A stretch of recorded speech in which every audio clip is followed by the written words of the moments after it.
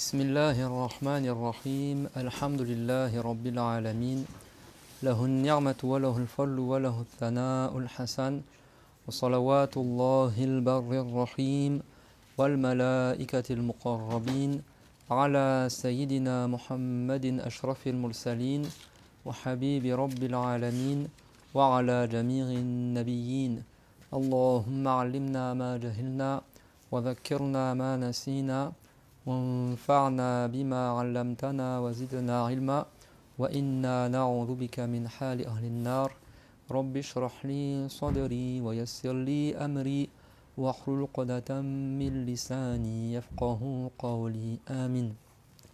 أما بعد, Allah tabaraka wa ta'ala dit dans le Coran honoré وَتَعَاوَنُوا عَلَى الْبِرِّ وَالتَّقْوَى وَلَا تَعَاوَنُوا عَلَى الْإِثْمِ وَالْعُدْوَانِ, c'est-à-dire entraidez-vous pour les œuvres de bien et l'obéissance à Allah, et ne vous entraidez pas pour le péché et la désobéissance à Dieu. Faites bonne attention lillahi ta'ala dans le fait de s'entraider pour le bien et la piété, avec une bonne intention par recherche l'agrément de Dieu, en application de la parole du prophète sallallahu alayhi wa sallam, innamal a'malu binniyat wa innama likulli imri'in ma nawa, c'est-à-dire certes les bonnes œuvres ne valent que par les intentions, et certes chaque personne a pour elle ce pourquoi elle a fait l'intention. Donc là on est à la fin, vers la fin du mois de Rabi'in al-Awwal, le mois où le prophète Mohammed sallallahu alayhi wa sallam est né. Et certes Allah Ta'ala a envoyé le prophète Mohammed comme miséricorde pour les mondes, c'est-à-dire pour les créatures, pour les djinns et les humains, car c'est lui qui nous a ramené l'islam sur terre à l'époque où l'islam avait disparu et qui nous a enseigné l'enseignement des prophètes antérieurs et les histoires des prophètes antérieurs et la croyance des vérités, ainsi que la foi au jour dernier, en la résurrection, au paradis et à l'enfer. Et sans le prophète Mohammed, Dieu ne nous aurait pas fait connaître cette vérité-là. Et donc Allah tabaraka wa ta'ala dit dans le Coran honoré وَمَا أَرْسَلْنَاكَ إِلَّا رَحْمَةً لِلْعَالَمِينَ, c'est-à-dire nous t'avons envoyé qu'en tant que miséricorde pour les alamin, c'est-à-dire pour les humains et pour les djinns. وَمَا أَرْسَلْنَاكَ إِلَّا رَحْمَةً لِلْعَالَمِينَ. Et Allah tabaraka wa ta'ala dit également dans sourate Ali Imran لقد من الله على المؤمنين إذ بعث فيهم رسولا من أنفسهم يتلو عليهم آياته ويزكيهم ويعلمهم الكتاب والحكمة وإن كانوا من قبل لفي ضلال مبين. Donc dans la ayah 164 dans sourate Ali Imran, Allah tabaraka wa ta'ala dit qu'il a accordé un bienfait aux croyants, d'accord, il a accordé une grâce aux croyants lorsqu'il a envoyé parmi eux un messager de leur propre peuple qui récite sur eux les ayats du Coran, et wa yuzakkihim, ça veut dire qu'il les purifie de la mécréance et du shirk, et qui leur enseigne le livre ainsi que la sagesse. Et certes, avant cela, les gens étaient dans un égarement évident. Donc Allah tabaraka wa ta'ala dit dans le Coran honoré لَقَدْ مَنَّ اللَّهُ عَلَى الْمُؤْمِنِينَ, certes Dieu a accordé une grâce, un bienfait pour les croyants. Alors pourquoi Dieu l'a spécifié les croyants et pas tous les gens comme on a vu dans la ayah précédente? Parce que en réalité c'est que ceux qui ont foi, d'accord, qui vont profiter du message du prophète Mohammed alayhi salatu wassalam. إِذْ بَعَثَ فِيهِمْ رَسُولًا مِنْ أَنفُسِهِمْ, puisque Dieu il a envoyé parmi eux, c'est-à-dire parmi les Arabes de Quraysh, un messager de leur propre peuple, d'accord, c'est-à-dire quelqu'un qui est noble parmi les nobles et quelqu'un qui est arabe envoyé aux Arabes et tout le reste de l'humanité. Mais le prophète Mohammed alayhi salatu wassalam, il est apparu où? Où est-ce qu'il a reçu la révélation du prophète? À la Mecque, d'accord. Et il est resté 13 ans à la Mecque et 10 ans à Médine. Et le prophète Mohammed sallallahu alayhi wa sallam a reçu la révélation à l'âge de 40 ans et il a commencé à appeler les gens à l'islam parmi les Arabes. Donc Allah Ta'ala il a dit إِذْ بَعَثَ فِيهِمْ رَسُولًا مِنْ أَنفُسِهِمْ يَتْلُو عَلَيْهِمْ آيَاتِهِ, que Dieu il a envoyé un messager du même peuple que les Arabes qui va réciter sur eux les versets du Coran, d'accord, le Coran, parce que les Arabes avant, à l'époque du prophète, les Arabes n'avaient pas de livre révélé. C'est pas comme les Juifs et les chrétiens qui étaient à l'époque du prophète Mohammed, qu'eux, ils étudiaient des livres. Ils avaient encore la vraie Torah, ils avaient des livres révélés, etc. Et à l'époque du prophète, alayhi salam, il y avait encore plusieurs livres révélés qui avaient été conservés. Mais les Arabes, beaucoup d'entre eux, à l'époque du prophète, alayhi salam, les gens de Quraysh et les gens des tribus, ils ne lisaient pas, beaucoup d'entre eux. Certains lisaient, mais pas tous. Et ils n'écrivaient pas. Donc ils n'avaient pas pour habitude d'entendre des livres révélés ou des ayats, etc. Et donc le prophète Mohammed alayhi salam a été envoyé vers eux et il récite sur eux le Qur'an wa yuzakkihim. Le mot zakat en arabe, ça veut dire aussi la purification. C'est pas que la zakat, l'aumône obligatoire. L'aumône obligatoire, on l'appelle zakat parce qu'elle purifie des péchés. Et donc le prophète, yuzakkihim, ça veut dire il les purifie des mauvaises croyances sur lesquelles étaient les Arabes à l'époque, c'est-à-dire le fait d'adorer les idoles et tel que cela. Wa yu'allimuhumul kitaba wal hikmah. Et il leur enseigne le livre, c'est-à-dire le Coran, le livre révélé, et le hikmah, c'est-à-dire la sunna, c'est-à-dire les hadiths. Donc comme il a rapporté al-Bayhaqi dans le hadith sahih, que le prophète Muhammad sallallahu alayhi wa sallam a dit « Inna Jibrila yanzilu alayya bis sunnati kama yanzilu alayya bil Qur'an » C'est-à-dire certes Jibril, il descend sur moi par la révélation avec la sunna, tout comme il descend sur moi avec le Coran. C'est-à-dire que la révélation prophétique, la révélation du prophète Muhammad, ce n'était pas uniquement le livre du Coran, mais également les hadiths prophétiques qu'on appelle la sunna, et le livre révélé, on l'appelle al-kitab. Et ça, c'est marqué également dans le Coran, dans cette ayah, et dans d'autres ayahs du Coran aussi.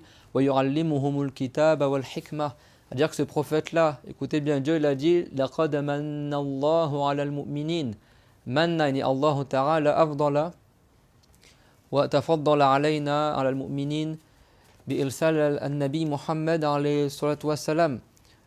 Allah Ta'ala, Dieu il a dit que manna en arabe, c'est-à-dire qu'il nous a accordé un bienfait, une grâce. Et c'est pour ça qu'aujourd'hui on est réunis pour remercier Allah Azza wa Jal qui nous a accordé cette grâce-là. Quelle grâce?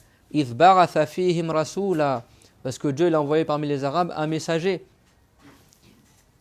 Min anfusihim, de leur propre peuple, yatlu alayhim ayatihi, il récite sur eux les ayats du Coran, wa yuzakkihim, et les purifie de l'idolâtrie et de mauvaises croyances, wa yu'allimuhumul kitaba wal hikmah, et Dieu leur enseigne également le livre et la sagesse, c'est-à-dire quoi? Le Coran et le hadith. Donc en islam, on prend à la fois du Coran et à la fois du hadith, que les deux sont par révélation, et le prophète Mohammed alayhi salam, il a enseigné la religion de l'islam, et il n'a pas juste lu le Coran et débrouillé avec. En même temps, il parlait aussi. D'accord? Et il a dit, Allah subhanahu wa ta'ala dans le Coran, وَمَا يَنْطِقُ عَنِ الْهَوَىٰ إِنْ هُوَ إِلَّا وَحْيٌ يُوحَىٰ Que le prophète Mohammed, il ne parle pas de sa tête dans la religion. Il ne fait que transmettre une révélation qui lui a été révélée. Donc c'est pour ça que nous-mêmes également, si on parle dans la religion, on ne parle pas de notre tête, mais on retransmet l'héritage du prophète, alayhi salatu wassalam. L'héritage du prophète, que le prophète il a dit alayhi salatu wassalam, innal anbiya'a lam yuwarrithu dinaran wala dirhaman innama warrathu al-ilma faman akhadha minhu shay'a faqad akhadha bihawdhin wafir. C'est-à-dire certes les prophètes, ils n'ont pas laissé en héritage des pièces d'or et des pièces d'argent. Un prophète quand il meurt, personne n'hérite de lui. Ça c'est une règle spécifique aux prophètes, tous les prophètes. S'ils décèdent, ni leurs femmes ni leurs enfants, ils héritent d'eux. Pour pas que des membres de la famille, il y en a, ils pensent à soi-disant tuer un prophète pour après récupérer l'héritage. Donc pour protéger les prophètes, Dieu il a fait que personne n'hérite d'eux. C'est bon? De toute façon, si quelqu'un il tue un membre de sa famille, il n'hérite pas de lui à la base. D'accord? D'ailleurs, on récite de la Fatiha avant de continuer le cours pour un frère qui a été tué, ce frère-là à Marseille. Là. On le recherchait depuis plusieurs jours et je viens d'apprendre juste avant le cours qu'il a été assassiné à Roseville. Bon, alhamdoulilah, il est mort martyr, et bon, Inch'Allah qu'il est mort martyr. Celui qui meurt tué injustement, comme beaucoup de prophètes, ça s'est passé aussi, il meurt martyr, c'est-à-dire que Dieu lui pardonne tous les péchés par cette mort. Donc on récite de la Fatiha, on dédie la récompense au prophète Mohammed, alayhi salam, également aux autres prophètes, aux saints vertueux, aux grands savants, et à ceux qui sont décédés parmi nos frères et sœurs, ceux qui nous ont précédés par la foi, et également pour notre frère, rahmahullah. أعوذ بالله من الشيطان الرجيم بسم الله الرحمن الرحيم الحمد لله رب العالمين الرحمن الرحيم مالك يوم الدين إياك نعبد وإياك نستعين اهدنا الصراط المستقيم صراط الذين أنعمت عليهم غير المغضوب عليهم ولا الضالين آمين اللهم اغفر لميتنا هذا وارحمه واسع في قبره آمين تجاوز عن سيئاته آمين. Donc Allah tabaraka wa ta'ala a dit dans le Coran قل إن كنتم تحبون الله فاتبعوني يحببكم الله. Dis si vraiment vous aimez Allah, alors suivez-moi et Dieu vous agréera. Ça veut dire que le fait de suivre le prophète Mohammed alayhi salam, c'est un signe qu'on aime Dieu. Il ne faut pas dire que tu aimes Dieu et tu ne suis pas les prophètes de Dieu. Donc tous les prophètes ont été envoyés par Allah, par Dieu. Et donc le fait de mécroire en un seul prophète, c'est comme si quelqu'un n'a pas cru en Dieu. Parce que si tu crois en Dieu, tu crois également au message que Dieu il a envoyé par le biais des prophètes, que ce soit le prophète Mohammed ou les autres prophètes. Donc l'héritage des prophètes, c'est quoi? C'est leur héritage dans la science, dans la connaissance. On revient au hadith, qu'est-ce qu'a dit le prophète alayhi salam? Inna Allah, c'est de le mettre aussi sur silencieux. Le mettre sur silencieux. Pour pas que ça perturbe pendant le cours.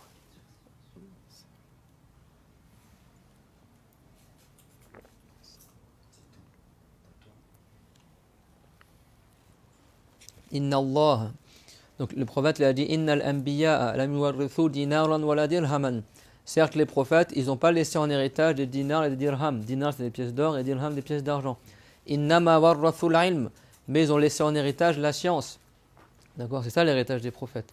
Faman akhadha minhu shay'an faqad akhadha bi hawdhin wafirin. Ça veut dire si quelqu'un il arrive à prendre une part de cette science-là, il aura pris quelque chose d'important. Aujourd'hui, Inch'Allah, on se réunit pour parler du prophète Mohammed alayhi salam, le meilleur des prophètes, celui qui a l'exemple des bienfaits du paradis que Dieu a cité dans le Coran. Khitamuhu misk wa fi dhalika falyatanafasil mutanafisun.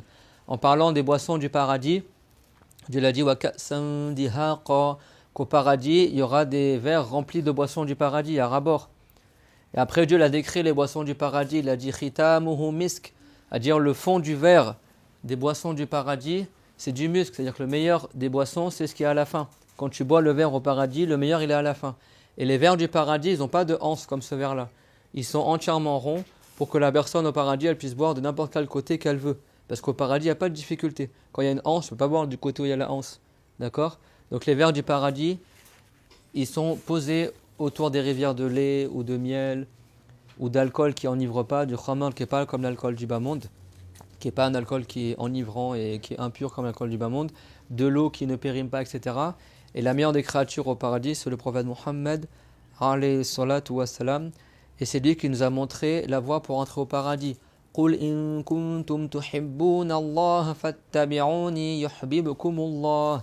Dieu il a dit au prophète Mohammed alayhi salam, dit aux gens, si vraiment, il y en a qui prétendaient croire en Allah, mais ils ne voulaient pas suivre le prophète. Donc il a dit, dis à ces gens-là que si vraiment ils aiment Dieu, alors il faut qu'ils suivent le prophète Mohammed. Et Dieu vous agréera.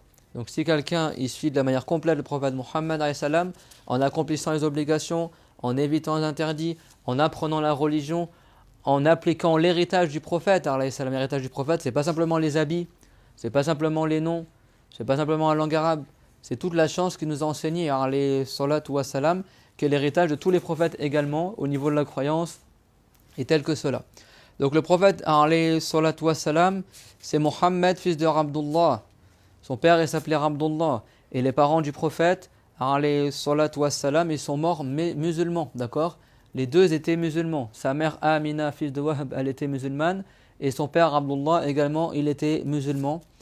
Et à leur époque, il n'y avait pas d'autres musulmans que eux. C'est bon? Et c'est fort possible qu'ils étaient sur la loi du prophète Jésus, sur la loi de l'évangile. Et au niveau de la croyance, ils étaient sur la religion de l'islam, la religion qui avait été enseignée par le prophète Ismaïl. D'accord? L'ancêtre du prophète Mohammed alayhi salam, celui qui a enseigné l'islam aux Arabes avant le prophète Mohammed alayhi salam, c'est le prophète Ismaïl. D'accord?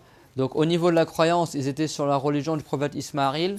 Et au niveau de la loi, c'est possible, les savants ils ont dit que les parents du prophète appliquaient la loi du prophète Jésus, parce qu'à son époque, il n'y avait plus de musulmans. Et c'est le dernier prophète qui était avant le prophète Mohammed, alayhi salatu wassalam.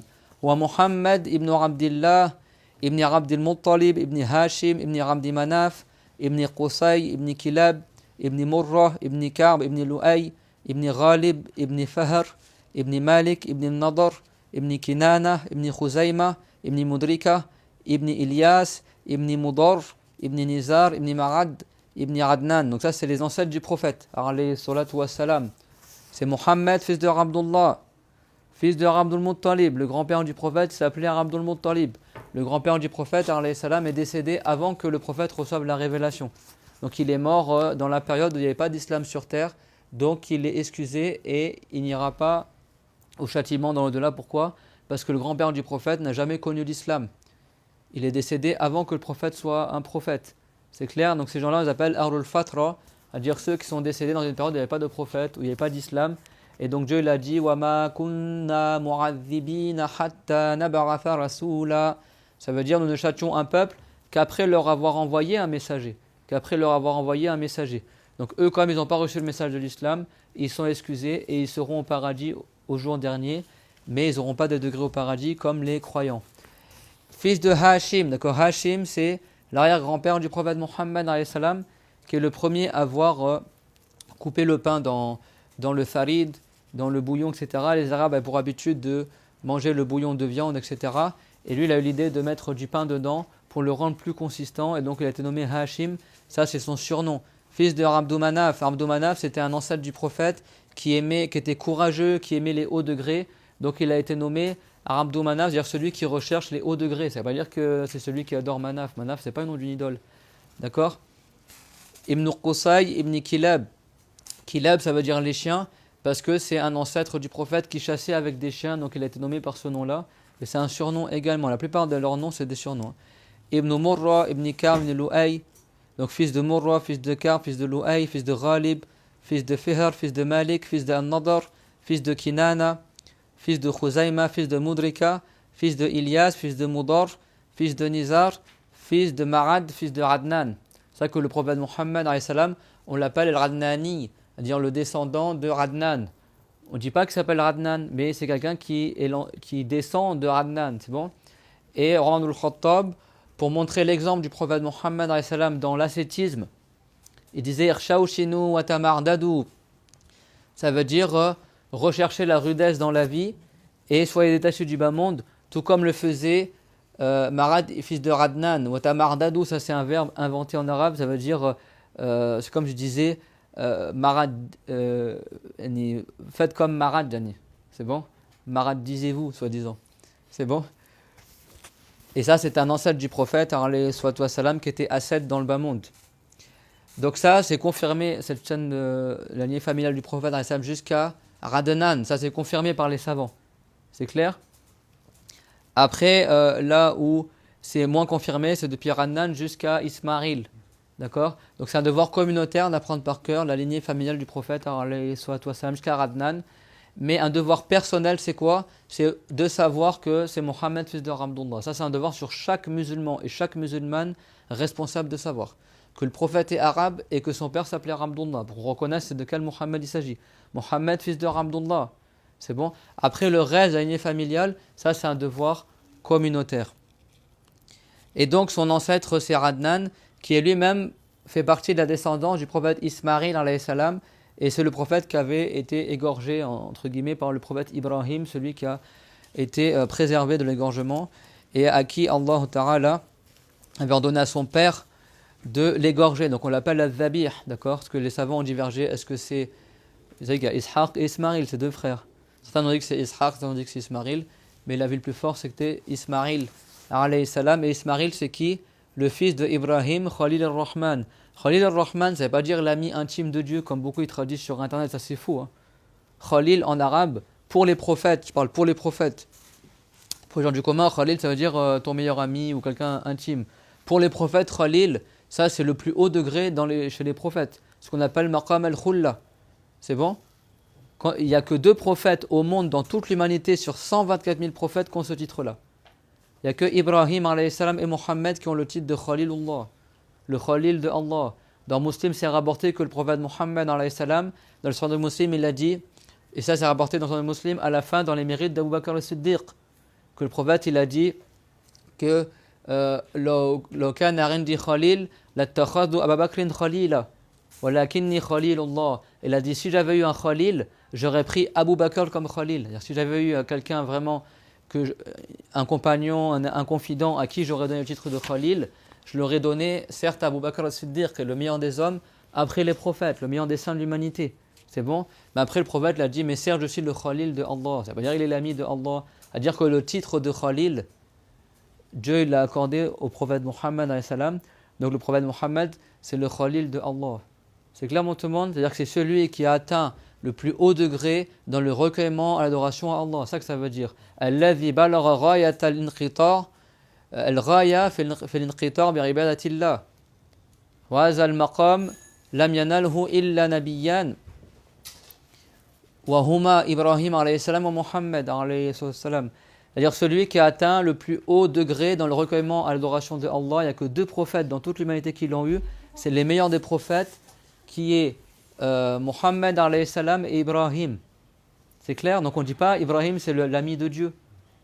Et on ne dit pas aussi de quelqu'un qui s'appelle Ibrahim qu'il est Khalilullah. Ça c'est un titre honorifique de prophète. Hein. On ne dit pas parce que ton ami s'appelle Ibrahim, on l'appelle l'ami, le Khalil de Dieu, se disant comme ils font les Sénégalais des fois. Quand quelqu'un s'appelle Ibrahim, il l'appelle Khalilullah.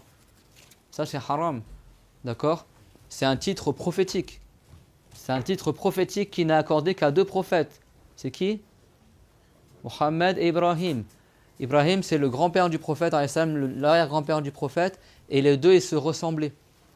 D'accord? Ils étaient blancs de peau, très beaux, et le prophète Muhammad, il ressemblait au prophète Ibrahim, et on verra plus tard que le prophète Ibrahim avait lui-même invoqué pour qu'il soit envoyé parmi les Arabes un prophète de leur peuple qui récite sur eux les ayats du Coran. Vous avez vu que Dieu l'a exaucé l'adorat d'Ibrahim. C'est clairement tout le monde? Et donc c'est rapporté par l'imam Muslim et autres de Wa'ila fils al-Asqa qu'il a dit Qala Rasulullah sallallahu alayhi wa sallam Inna Allah astafa kinanata Inna Allah astafa kinanata min waladi Ismail wastafa Quraysha min kinana wastafa min Quraysh bani Hashim wastafani min bani Hashim. Dire certes Dieu il a élu de Kinana, de la tribu de Kinana, il a élu parmi les enfants de Ismaël, les descendants du prophète Ismaël, la tribu de Kinana. Et il a élu de la tribu de Kinana la tribu de Quraysh, qui est une sous-tribu. Et de Quraysh, il a élu la tribu de Banu Hashim. Et de parmi la tribu de Banu Hashim, Dieu il a élu le prophète Mohammed, alayhi salatu wassalam. C'est pour ça que le prophète, on dit qu'il est khiyar min khiyar, ça veut dire qu'il est le meilleur des meilleurs parmi les humains, alayhi salatu wassalam. Et donc le prophète Mohammed alayhi salam, il est né lors du lever de l'aube, 2 nuits après le début du mois de Rabi'in al-Awwal. Là on est à la fin du mois de Rabi'in al-Awwal. D'accord, 2 nuits se sont écoulées du début du mois que le prophète alayhi salatu wassalam, il est né selon la vie le plus sahih. C'est clairement tout le monde. Et il n'est pas né réellement la nuit. Il est né à la fin de la nuit lorsque l'aube il s'est levé. Et il a été dit qu'il est né le 12 de Rabi'in al-Awwal, 12 nuits après le début de Rabi'in al-Awwal. On dit Rabi'in al-Awwal, on ne dit pas Rabi'in al-Awwal. D'accord? C'est Rabi'un avec un tanwin sur le mot Rabi'. Donc si tu dis Rabi'un al-Awwal ou Rabi'in al-Awwal ou Rabi'an al-Awwal, ça dépend de la place grammaticale du mot. C'est pas Rabi'un al-Awwal. D'accord? C'est Rabi'un al-Awwal. Ça veut dire le premier Rabi'. Si tu dis Rabi'un al-Awwal, ça veut dire le printemps du premier. C'est pas ça, ça veut dire le premier printemps, Rabi'un al-Awwal. C'est bon? Premier Rabi'. Et donc la vie le plus connue et qui est appliquée en général, c'est qu'il est né le 12 de Rabi'in al-Awwal. Et il a été dit qu'il est né le 8 de Rabi'in al-Awwal. Il a été dit qu'il est né le 10 de Rabi'in al-Awwal. Et il a été dit qu'il est né le 17 de Rabi'in al-Awwal. Il a été dit qu'il est né 8 jours avant la fin du mois de Rabi'in al-Awwal. Donc il y a divergence sur le jour exact au niveau de la date auquel il est né le prophète Muhammad alayhi salam. C'est pour ça que beaucoup de musulmans ils fêtent et ils remercient Allah pour la naissance du prophète durant tout le mois de Rabi'in al-Awwal. Et il n'y a pas un jour en particulier, de toute façon, toute ta vie, quel que soit le mois, quelle que soit l'heure, on remercie Allah Azza wa Jal d'avoir envoyé le prophète Muhammad alayhi salatu wassalam. Mais durant le mois de sa naissance, comme il a dit Al-Hafiz Abu Zur'a al-Iraqi, Al-Fadili, que le mois de la naissance du prophète, c'est un mois qui est fadil, un mois qui est méritable. Parce que le prophète est né dedans. Et donc, c'est un mois qui a un mérite particulier. Donc c'est pour ça qu'en général, les savants, depuis 800 ans environ, ils ont pour habitude de mentionner le mérite du prophète et sa naissance, etc. et de parler davantage, même si on le fait dans le reste de l'année, mais de parler davantage aussi durant le mois de sa naissance, Rabi'in al-Awwal.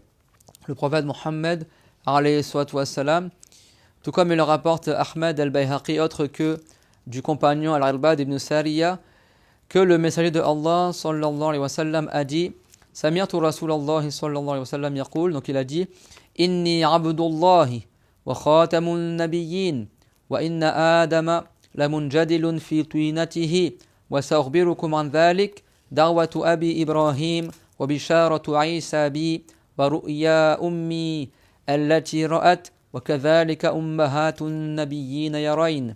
Donc le compagnon Al-Irbad ibn Sariya, il rapporte du prophète Mohammed alayhi salam qu'il a dit certes je suis Abdullah, c'est-à-dire l'esclave de Dieu.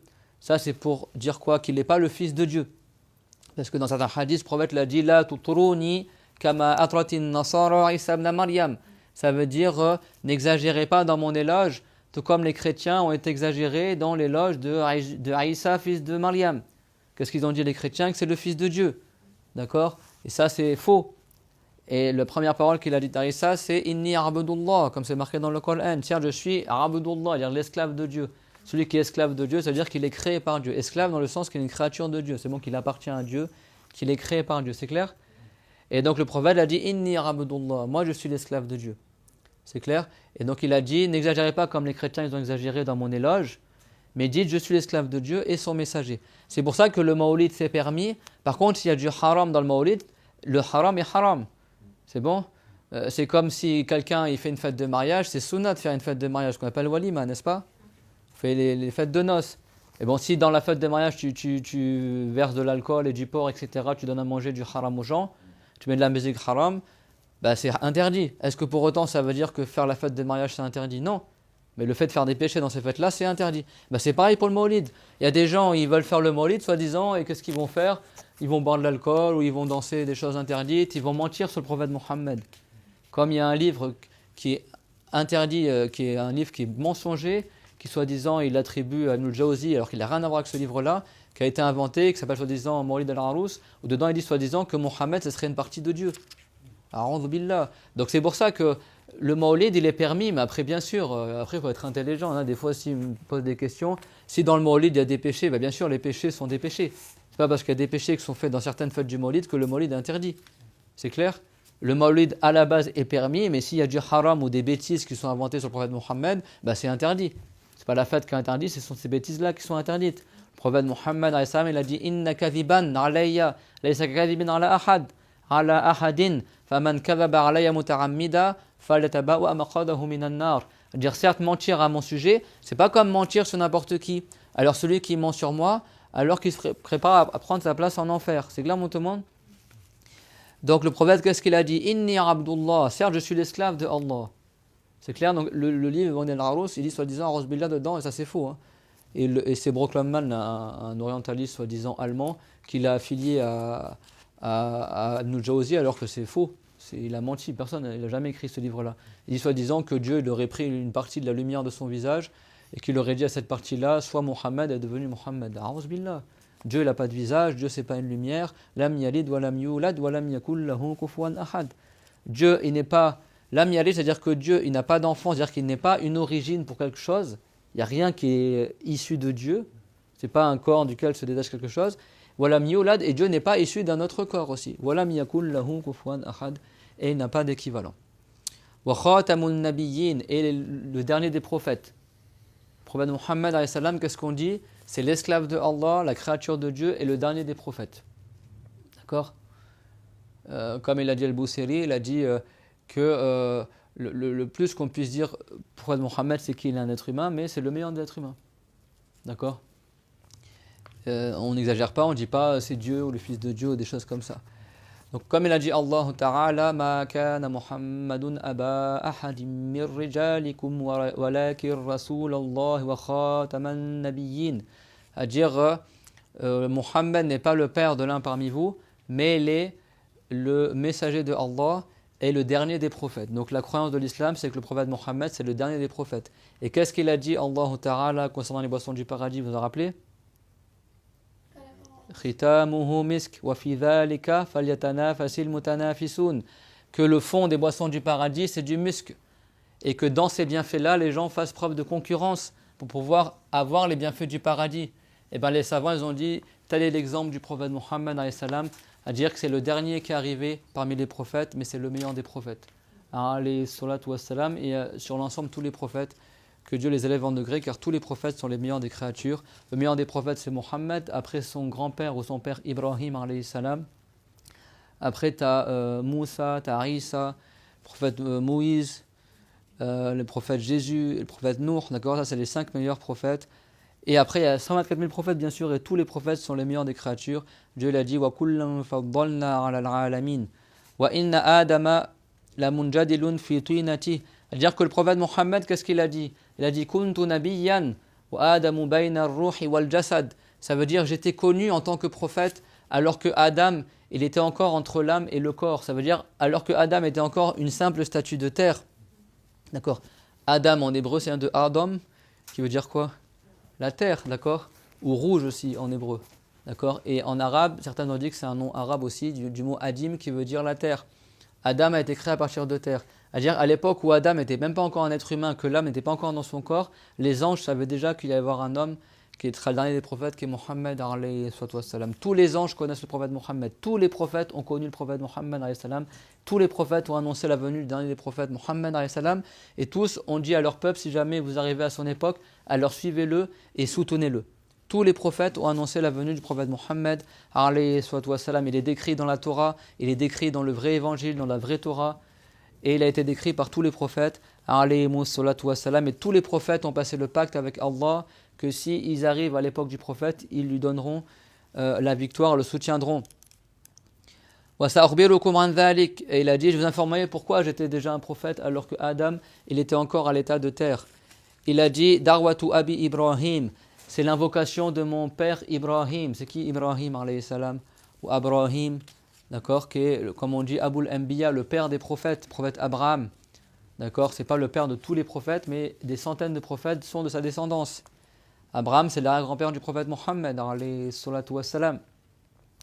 Parce qu'Ibrahim, il a invoqué, quand il arrive à la Mecque, il a vu que les Arabes de la Mecque n'avaient pas de prophète arabe et qu'il n'y avait pas de culture chez eux. Il a invoqué Allah Azza wa Jal pour que Dieu il fasse qu'il y a des cultures chez eux, des plantations, des fruits, tout ça, et qu'il y ait un prophète arabe de leur peuple qui soit envoyé à eux. Parce que qui c'est qui a été envoyé aux Arabes avant Mohammed, alayhi salatu wassalam? Le prophète Ismaïl, d'accord, Ishmaël. Mais bon, le prophète Ismaïl, il était hébreu, il n'était pas arabe. Mais il a appris l'arabe et après il a maîtrisé l'arabe mieux que les arabes. Il s'est marié avec une arabe et après c'est lui qui enseignait l'islam aux arabes de la Mecque, avant le prophète Mohammed, des milliers d'années avant le prophète Mohammed, alayhi salatu wassalam. Donc Ibrahim, il a dit qu'il a demandé à Allah qu'il fasse qu'un prophète arabe, véritablement arabe, soit envoyé à ce peuple-là pour leur enseigner l'islam. Et vous voyez qu'après Dieu l'a exaucé l'invocation de Ibrahim. Donc le prophète Mohammed était l'exaucement de l'invocation du prophète Ibrahim. Pourtant, Ibrahim, alayhi salam, qui est le père de tous les prophètes, les centaines de prophètes de Banu Israël, ils descendent de quel prophète parmi les enfants de Ibrahim? Ishaq. D'accord? Ismaïl, il n'y a aucun prophète qui descend sa descendance, sauf le prophète Mohammed, alayhi salam, mais c'est le meilleur des prophètes.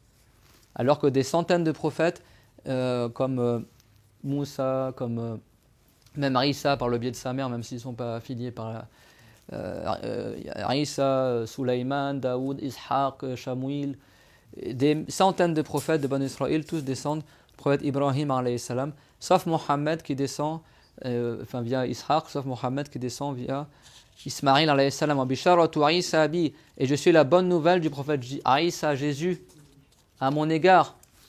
D'accord? Ça veut dire quoi? Mohammed n'était pas encore créé, n'était pas encore né, que le prophète Ibrahim parlait déjà de lui, que le prophète Isa parlait déjà de lui. Wa ru'ya ummi allati ra'at, et également le rêve que ma mère a vu. Parce que comme on le verra tout à l'heure, Inch'Allah, si on a le temps, la mère du prophète a rêvé avant que le prophète naisse. Et elle a rêvé de la naissance du prophète, ou du moins quelque chose qui présageait sa naissance, alayhi salatu wassalam. Wa kadhalika ummahatun nabiyyin yarayn. Et de même, les mères des prophètes, elles voient des rêves concernant leur enfant qui va naître. Et c'est rapporté par Al-Bayhaqi et d'autres que le prophète alayhi salam, il lui a été demandé, Ya Rasulallah, ma kana badu amrik, ô messager de Allah. Certains ont demandé au prophète, ô messager de Dieu, comment était le début de ton existence? Qu'est-ce qui a eu lieu de ta naissance? Comment a commencé ta vie? D'accord? Et le prophète Mohammed, alayhi salatu wassalam, il a répondu, Darwatu abi Ibrahim, wa bushra Isa ibn Maryam, wa ra'at ummi annahu kharaja minha nurun adaa'at minhu qusur ash-Sham. Et il a dit, le début de ma vie, c'était l'invocation de mon père Ibrahim, c'est-à-dire son ancêtre Ibrahim. Le prophète l'a nommé son fils Ibrahim aussi, par amour pour son père. Et la bonne nouvelle de Isa, fils de Maryam. Et également, ma mère a vu qu'il sortait d'elle une lumière qui a éclairé jusqu'au palais du Sham. D'accord, il y a une ville dans les pays du Sham qui s'appelle Bousra, une ancienne ville. Et quand le prophète est né, il y a une lumière qui a éclairé jusqu'à les palais de Bousra. Et la mère du prophète, elle a vu de loin les palais, même elle a vu même les coups des chamelles qui étaient là-bas. Et Bousra, le prophète, quand il avait environ 15 ans, il est reparti là-bas quand il était petit. Et là, il y avait un savant qui a dit, lui, plus tard, il sera un prophète. Quand il s'assit sous un arbre, que seuls les prophètes s'assient sous un arbre. Après, plus tard, il est retourné là-bas vers 25 ans pour faire du commerce avec, pour Notre-Dame Khadija, avant qu'il soit prophète, à Bousra. D'accord? Rawa ابن سعد أن النبي صلى الله عليه وسلم قال رأت أمي حين وضعتني سطع منها نور أضاءت له قصور بصرى. Ibn Sa'd il rapporte que le prophète alayhi salam il a dit, ma mère elle a vu lorsqu'elle m'a mis au monde une lumière qui a éclairé les palais de Bousra. Et quant à la parole du prophète alayhi salam, je suis l'invocation de mon père, je constitue le résultat, l'exaucement de mon père Ibrahim Abraham. Eh bien, c'est que Ibrahim alayhi salam, lorsqu'il a reconstruit la Kaaba, la maison sacrée à la Mecque, il a invoqué Allah Azza wa Jal, comme c'est marqué dans Surat Al-Baqarah. Rabbi j'al hadha baladan aminan warzuq ahlahu min al-thamarati man amana minhum billahi wal yawmil akhir. À dire, ô mon Seigneur, fais que ce pays-là, cette ville-là, soit une sécurité pour les gens et fasse que ses habitants, ils aient des fruits et des récoltes, ceux parmi eux qui ont cru en Allah et au jour dernier. Et là, Allah Ta'ala il a ordonné après cela à l'ange Gabriel, Jibril, de prendre une montagne dans les pays du Sham, de la déraciner et de la replanter à côté de la Mecque. Et cette montagne-là, elle a été prise au Liban. Que Dieu il fasse miséricorde et qu'il protège tous nos frères et sœurs là-bas, amin. Et en Palestine et pays du Sham, etc. Qui sont des pays qui ont un grand mérite sur le jugement de Allah Azza wa Jal. Et Dieu, s'il agrée un peuple, il l'éprouve. Ce n'est pas pour rien que ces pays-là sont éprouvés. C'est dans ces pays-là également que les gens sont réunis au jour dernier. D'accord? Ils seront ressuscités et ils seront rassemblés. D'accord? Le Marchar. Palestine et ce qui est autour. Et donc Dieu il a ordonné à Jibril de prendre la montagne qui est au Liban. Et jusqu'à aujourd'hui, tu as une grande fosse. Et de la replanter à côté de la Mecque, ce qu'on appelle la montagne de Taïf. Et jusqu'à aujourd'hui, tu as...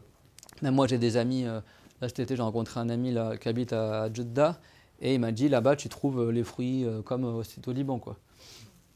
Les mêmes fruits que tu trouves en Palestine, des raisins, alors que là-bas, il n'y a pas de montagne de verdure. Hein. À la Mecque, tout est sec. Hein. Et ça, c'était l'exaucement de l'invocation de Ibrahim. Et il y a une autre invocation qu'il a faite aussi. Après, il a dit Rabbana wab'ath fihim rasulan minhum yatlu alayhim ayatika wa yu'allimuhumul kitaba wal hikmah. Wa yu'allimuhumul kitaba wal hikmah. J'étais malade pendant toute la semaine. Là, c'est juste aujourd'hui que je vais un petit peu mieux. Alhamdoulilah que j'ai pu faire le cours aujourd'hui. وَيُعَلِّمُهُمُ الْكِتَابَ وَالْحِكْمَةَ وَيُزَكِّيهِمْ إِنَّكَ أَنْتَ الْعَزِيزُ الْحَكِيمُ. Ô Seigneur, écoutez bien l'aya. Ô mon Seigneur, ô notre Seigneur, et envoie parmi les Arabes un messager d'entre eux qui récitera sur eux les ayats du livre révélé et qui leur enseignera le livre et la sagesse et qui les purifiera. Certes, tu es celui qui est tout-puissant et crée toujours selon une sagesse. Ça ne vous rappelle rien du tout cette ayah? Pour ceux qui sont venus à l'heure au tout début du cours, c'est quasiment mot à mot la première ayah quand c'est au début du cours. Écoutez bien qu'est-ce qu'il a dit, l'invocation de Ibrahim alayhi salam. Envoie parmi eux un messager qui récite sur eux tes ayahs, qui leur enseigne le livre et la sagesse et qui les purifie. Et Dieu l'a dit quoi dans le Coran, dans surat Ali Imran, لقد من الله على المؤمنين إذ بعث فيهم رسولا من أنفسهم يتلو عليهم آياته ويزكيهم ويعلمهم الكتاب والحكمة. Dieu il a exaucé l'invocation de Ibrahim. Qu'est-ce qu'il a dit Allah Ta'ala? Certes, Dieu a accordé comme bienfait pour les croyants le fait d'envoyer parmi eux un prophète d'entre eux, de parmi les Arabes. Qu'est-ce qu'il a dit Ibrahim? Ô notre Seigneur, envoie un prophète, un messager d'entre eux. C'est bon? Il a dit quoi? وَبَعَثْ فِيهِمْ رَسُولًا مِنْهُمْ. Dieu l'a dit quoi? إِذْ بَعَثَ فِيهِمْ رَسُولًا مِنْ أَنفُسِهِمْ. La même chose, c'est bon? يَتْلُو عَلَيْهِمْ آيَاتِكَ. Qui récite sur eux tes versets. Dieu l'a dit quoi? يَتْلُو عَلَيْهِمْ آيَاتِهِ. Que Dieu a accordé un bienfait aux Arabes et aux croyants en envoyant un messager qui récite les versets du Coran. C'était l'invocation qu'il avait fait Ibrahim. Après, il a demandé quoi Ibrahim? وَيُعَلِّمُهُمُ الْكِتَابَ وَالْحِكْمَةِ. Et qu'il leur enseigne également le livre et la hikmah. وَيُزَكِّيهِمْ. Et qu'il les purifie. Qu'est-ce qu'il a dit Dieu dans l'autre ayah? وَيُزَكِّيهِمْ وَيُعَلِّمُهُمُ الْكِتَابَ وَالْحِكْمَةِ. Et Dieu a accordé comme grâce aux croyants un prophète d'entre eux qui leur enseigne et récite sur eux les ayats du Coran. وَيُزَكِّيهِمْ. La même parole qu'Ibrahim a demandé. Et qu'il les purifie. Purifie de quoi? Des mauvaises croyances. وَيُعَلِّمُهُمُ الْكِتَابَ. Et qu'il leur enseigne le livre. C'est quoi le livre? Le Coran. وَالْحِكْمَةِ. C'est-à-dire quoi la hikmah? La sagesse. Ça veut dire quoi? Le hadith. La sunna. On l'a dit tout à l'heure. Et ça, c'est mot à mot ce que le prophète Ibrahim avait demandé. Et Dieu, dans le Coran, il a exaucé mot à mot l'invocation de Ibrahim, Abraham. Et il a dit quoi? Que Dieu a accordé comme bienfait un prophète. Vous avez vu chaque mot. Et ça, je l'ai découvert en préparant le cours, subhanallah. En préparant le cours. Que cette ayah qu'on m'avait envoyée il y a plusieurs semaines, là, qui parle justement pour dire qu'on remercie Dieu pour le bienfait que nous envoie le prophète Mohammed, en fait, ça reprend mot à mot les mêmes mots que Ibrahim il avait invoqué Dieu pour envoyer le prophète Mohammed alayhi salam. Qu'est-ce qu'a demandé à Ibrahim alayhi salam? Envoie parmi eux un rasoul. Dieu l'a dit quoi? إِذْ بَعَثَ فِيهِمْ رَسُولًا. Lorsque Dieu envoyait parmi eux un rasoul qui récite sur eux tes ayats. Dieu l'a dit quoi? Ça c'est pas l'invocation d'Ibrahim que je dis en arabe, c'est le bienfait que Dieu accorde aux croyants, c'est notre ayah, c'est bon? Dieu l'a dit يَتْلُو عَلَيْهِمْ آيَاتِهِ. Il récite sur eux les ayats de Allah. وَيُعَلِّمُهُ الْكِتَابَ وَالْحِكْمَةِ. Fait en sorte que ce prophète-là, il leur enseigne aux Arabes le kitab et la hikmah. Et Dieu l'a dit quoi dans l'autre ayah? وَيُعَلِّمُهُمُ الْكِتَابَ وَالْحِكْمَةِ. Et que le messager que Dieu l'a envoyé, il enseigne le livre et la hikmah, c'est-à-dire le Coran et le hadith. Les deux sont par la révélation. Et après il a dit وَإِنْ كَانُوا مِنْ قَبْلُ لَفِي ضَلَالٍ مُبِينٍ. Même et certes avant cela, ils étaient dans un égarement évident. C'est clair? Donc c'est ça que ça veut dire que le prophète Mohammed il a dit qu'il est l'exaucement de son père Ibrahim. Donc deux choses, qu'est-ce qu'on a dit? Le prophète a dit quoi? Je suis Darwatu Abi Ibrahim, l'exaucement de mon père Ibrahim. Il a dit quoi également? Qu'il est la bonne nouvelle annoncée par le prophète Isa. Et ça c'est parce que c'est rapporté dans le Coran honoré dans Surat As-Saff que Dieu il a dit وَإِذْ قَالَ عِيسَى بْنُ مَرْيَمَ يَا بَنِي إِسْرَائِيلَ إِنِّي رَسُولُ اللَّهِ إِلَيْكُمْ مُصَدِّقًا لِمَا بَيْنَ يَدَيَّ مِنَ التَّوْرَاةِ وَمُبَشِّرًا بِرَسُولٍ يَأْتِي مِنْ بَعْدِ اسْمُهُ أَحْمَدَ. Ça veut dire que Isa alayhi salam, il a dit au peuple des enfants d'Israël, Banu Israël, certes je suis le messager de Allah, je suis l'envoyé de Dieu à vous, et je viens avec le même message qui est conforme à ce que j'ai entre les mains de la Torah. Parce que le prophète Isa, Jésus quand il était petit, il a appris la Torah, comme tous les musulmans de Banu Israël, et ça ne veut pas dire qu'il était juif, d'accord, ça veut dire que c'était un musulman, et il a appris la religion quand il était petit. Sa mère, Maryam, pendant 11 ans, elle l'a ramené en Égypte, et c'est là où il a appris à lire et à écrire l'hébreu et autres, et il a appris la Torah. Même les prophètes, quand ils ont été petits, ils sont partis à l'école et ils ont appris la religion. Donc nous, on est qui pour ne pas apprendre la religion?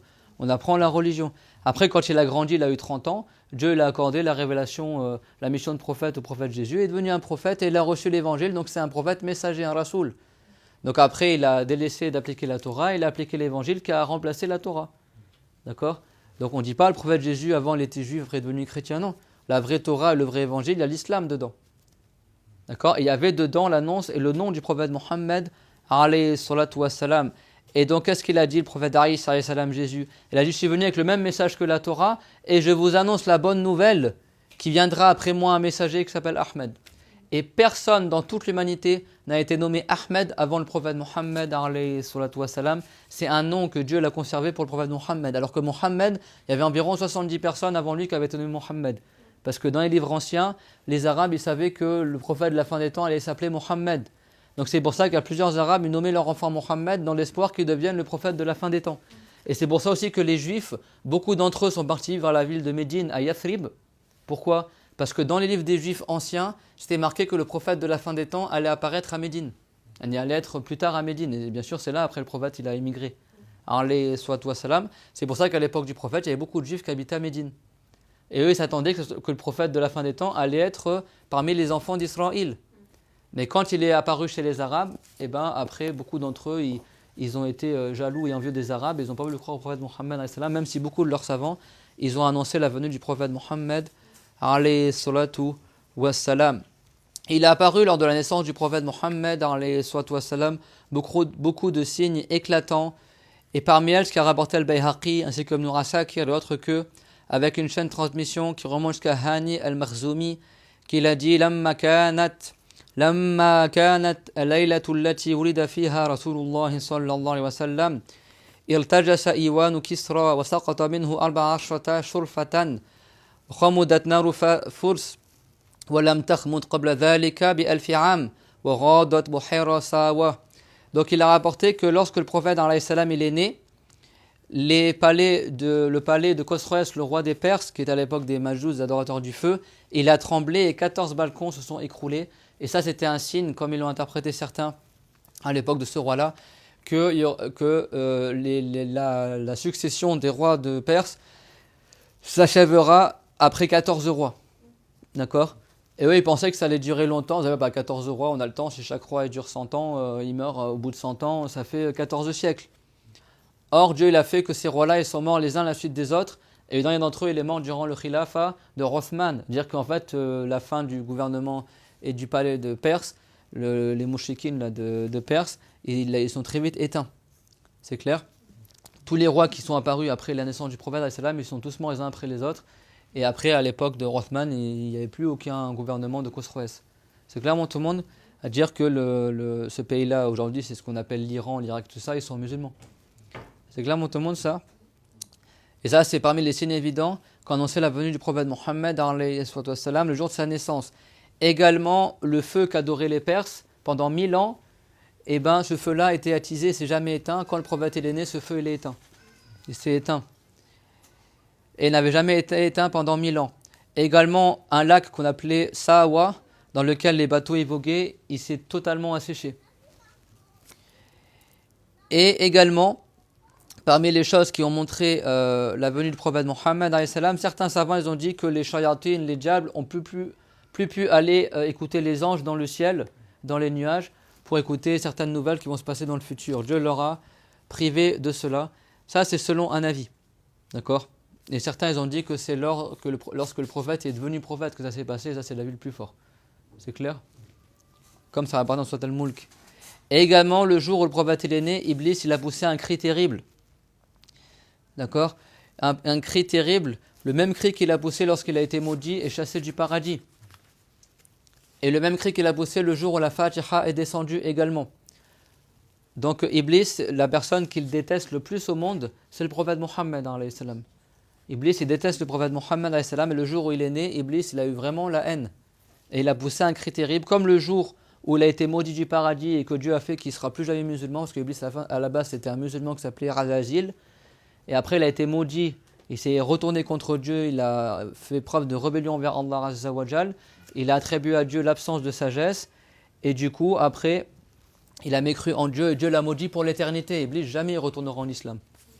Et Iblis s'est juré de faire tout pour égarer les fils de Adam, parce qu'il était envieux de Adam. C'est pour ça que Dieu l'a envoyé les prophètes pour ordonner aux gens d'éviter le shirk et la mécrance, et de rester sur l'islam jusqu'à leur mort. Wala tamutunna illa wa antum muslimun. et surtout ne mourrez qu'en étant musulman.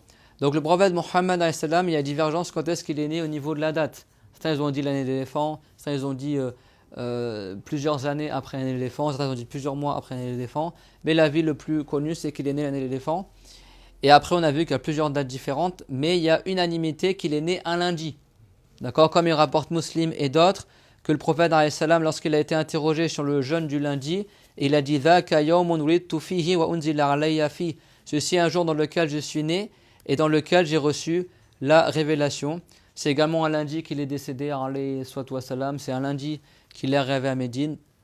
Et il y a beaucoup de choses qui sont passées un lundi, et c'est pour ça que le prophète il jeûnait tous les lundis pour remercier Allah Azza wa Jal qu'il l'a fait naître ce jour-là. Donc le fait de faire un acte d'adoration, comme ici un rappel, ou de parler du prophète Mohammed ou de donner à manger aux pauvres, ou de faire du zikr, réciter le Coran, ou parler de la biographie du prophète le jour où il est né ou le mois où il est né, c'est quelque chose qui est conforme au fondement de la religion, parce que le prophète il faisait des actes d'adoration en commémoration du jour où il est né, alayhi salatu wassalam. Donc حملت آمنة بنت وهب برسول الله صلى الله عليه وسلم عشية الجمعة أول ليلة من رجب. Donc la mère du prophète alayhi salatu wassalam, elle s'appelle comment? Amina. Elle est décédée musulmane ainsi que son père. Et si Dieu l'avait interdit au prophète Mohammed au début de ne pas aller à la tombe de sa mère et de ne pas invoquer pour elle le pardon de Dieu, c'était pour pas que les compagnons convertis ils fassent la même chose avec leurs parents qui sont morts non musulmans, sur les idolâtres. Pour pas qu'ils les imitent par ignorance et qu'ils demandent à Allah de pardonner à leurs parents qui sont morts sur l'idolâtrie, sur l'adoration des idoles. Donc Dieu il avait interdit au prophète Mohammed d'aller à la tombe de sa mère pour invoquer le pardon. Pas parce que sa mère elle est morte non musulmane, mais pour pas que des gens par ignorance ils l'imitent et qui vont aller à la tombe de leurs ancêtres mouchlikines qui adoraient les idoles et vont demander le pardon alors que Dieu ne pardonne pas aux idolâtres. C'est clairement tout le monde. Et le hadith qui a été rejeté par beaucoup de savants du hadith, qui a rapporté dans Muslim, que le prophète l'a dit, il pleurait soi-disant avec un compagnon ou quelqu'un qui est venu le voir, et il a dit Inna abi wa abaka finnar, soi-disant certes ton père et mon père ils seront en enfer. Ce hadith-là, il n'est pas sahih. C'est clairement tout le monde. Il a été rejeté par beaucoup de savants du hadith, et c'est un hadith qui fait preuve de divergence. D'accord? Comme il a dit Abu Hanifa, que les parents du prophète, ma mata kafirain, ils ne sont pas morts mécréants. Certains en recopiant, ils ont falsifié. Parce qu'en arabe, tu as deux fois le mot ma pour nier, et mata, le début du mot mata qui veut dire mourir. C'est-à-dire ils ne sont pas morts, on dit mata, tu as deux fois ma. C'est bon? Il y en a qui ont cru que c'était une faute et ils ont effacé en recopiant le livre, ils ont effacé le premier ma. Donc ils ont écrit qu'ils sont morts mécréants, alors qu'ils ne sont pas morts mécréants. C'est clairement tout le monde. Donc elle a été musulmane, preuve en est, c'est qu'elle a eu des prodiges, des choses extraordinaires, comme on le verra, les anges leur rendaient visite, certains prophètes leur rendaient visite. Certains ont dit que c'était dans le reste, certains ont dit que c'était dans la réalité, parce que les prophètes sont vivants après leur mort. Alayhimus salatu wassalam. Elle est tombée enceinte du prophète alayhi salam la première nuit du mois de Rajab. D'accord, la première nuit du mois de Rajab. Elle est tombée enceinte du prophète alayhi salam et c'était en fin d'après-midi du jour du vendredi, le jour du Jumu'ah. C'est là où elle a accouché, elle est tombée enceinte du prophète alayhi salam la première nuit de Rajab. D'accord, le jour du Jumu'ah. Et certes, wa inna aminata lamma hamalat bi rasulillahi sallallahu alayhi wa sallam kanat tarat tuyura akifatan alayha. Et lorsqu'elle est tombée enceinte du prophète alayhi wa sallam, elle voyait les oiseaux qui se posaient autour d'elle. Ijlalan lilladhi fi batniha, par honneur et gratification et mérite et glorification de celui qui est dans son ventre. Bon, je ne vais pas lire en arabe parce qu'on n'aura pas le temps, mais les oiseaux ils se posaient autour de sa mère, à la mère du prophète alayhi salam. Et lorsqu'elle voulait boire du puits, l'eau du puits, elle remontait jusqu'à elle, jusqu'à la mère du prophète alayhi salam. Elle n'avait pas besoin de puiser dans le puits, l'eau elle montait jusqu'à elle, jusqu'à l'orifice du puits, par honneur et glorification du message de Allah sallallahu alayhi wa sallam. Et lorsqu'elle en a informé son mari Abdullah, qui est le père du prophète alayhi sallam, qui était musulman, il a dit هذه كرامة للمولود الذي في بطنك. Il a dit ça c'est un mérite pour prouver la glorification de l'enfant qui est dans ton ventre. Et elle disait, Amina, la mère du prophète, alayhi salatu wassalam, wa rahmahullah, wa kuntu asmahu tasbih al-malaikati hawli, wa samirtu qailan yaqul, hadha nuru sayyidi rasoul. ثم رأيت في المنام شجرة وعليها نجوم زاهرة بينهن نجمة فاخرة أضاء نورها على الكل. Elle a dit, et j'entendais le tasbih des anges, les paroles de glorification des anges autour de moi. Puis j'ai vu également, et j'ai entendu quelqu'un qui m'a dit, ça, voici la lumière du maître des messagers. Et après elle a dit, j'ai vu dans le rêve un arbre. Et sur cet arbre-là, il y avait des étoiles qui fleurissaient. Et parmi ces étoiles florissantes, il y avait une étoile encore plus éminente dont sa lumière éclairait plus que tout le reste de ces étoiles-là. وبينما أنا ناظرة إلى نورها واشتعالها إذ سقطت في حجري وسمعت هاتفا يقول هذا النبي سيد الرسول. Elle a dit, et tandis que moi je regardais cette étoile-là dans le rêve, qui éclairait plus que les autres, cette étoile-là est tombée d'entre mes bras, elle est tombée entre mes bras, et j'ai entendu une voix qui disait, voici le prophète, le maître, le messager. ثم أتاني ملك ومعه ورقة خضراء فقال إنك قد حملت بسيد المرسلين ونبي المؤمنين. Et donc elle a dit, puis j'ai vu un ange qui est venu avec une feuille verte, et il a dit, certes, tu es tombée enceinte du maître des prophètes et le prophète des croyants. Et après elle a dit, je me suis réveillée comme ça, éberluée de mon sommeil, et j'en ai parlé à mon mari, et il a dit, pars voir Khalifa fils de Attab, et il t'interprétera pour toi ce rêve. Certains savants ont dit que c'est possible que lui c'était quelqu'un qui était croyant aussi à l'époque, qui était un homme vertueux. Il a expliqué le rêve qu'elle a vu à Amina, la mère du prophète, alayhi salatu wassalam.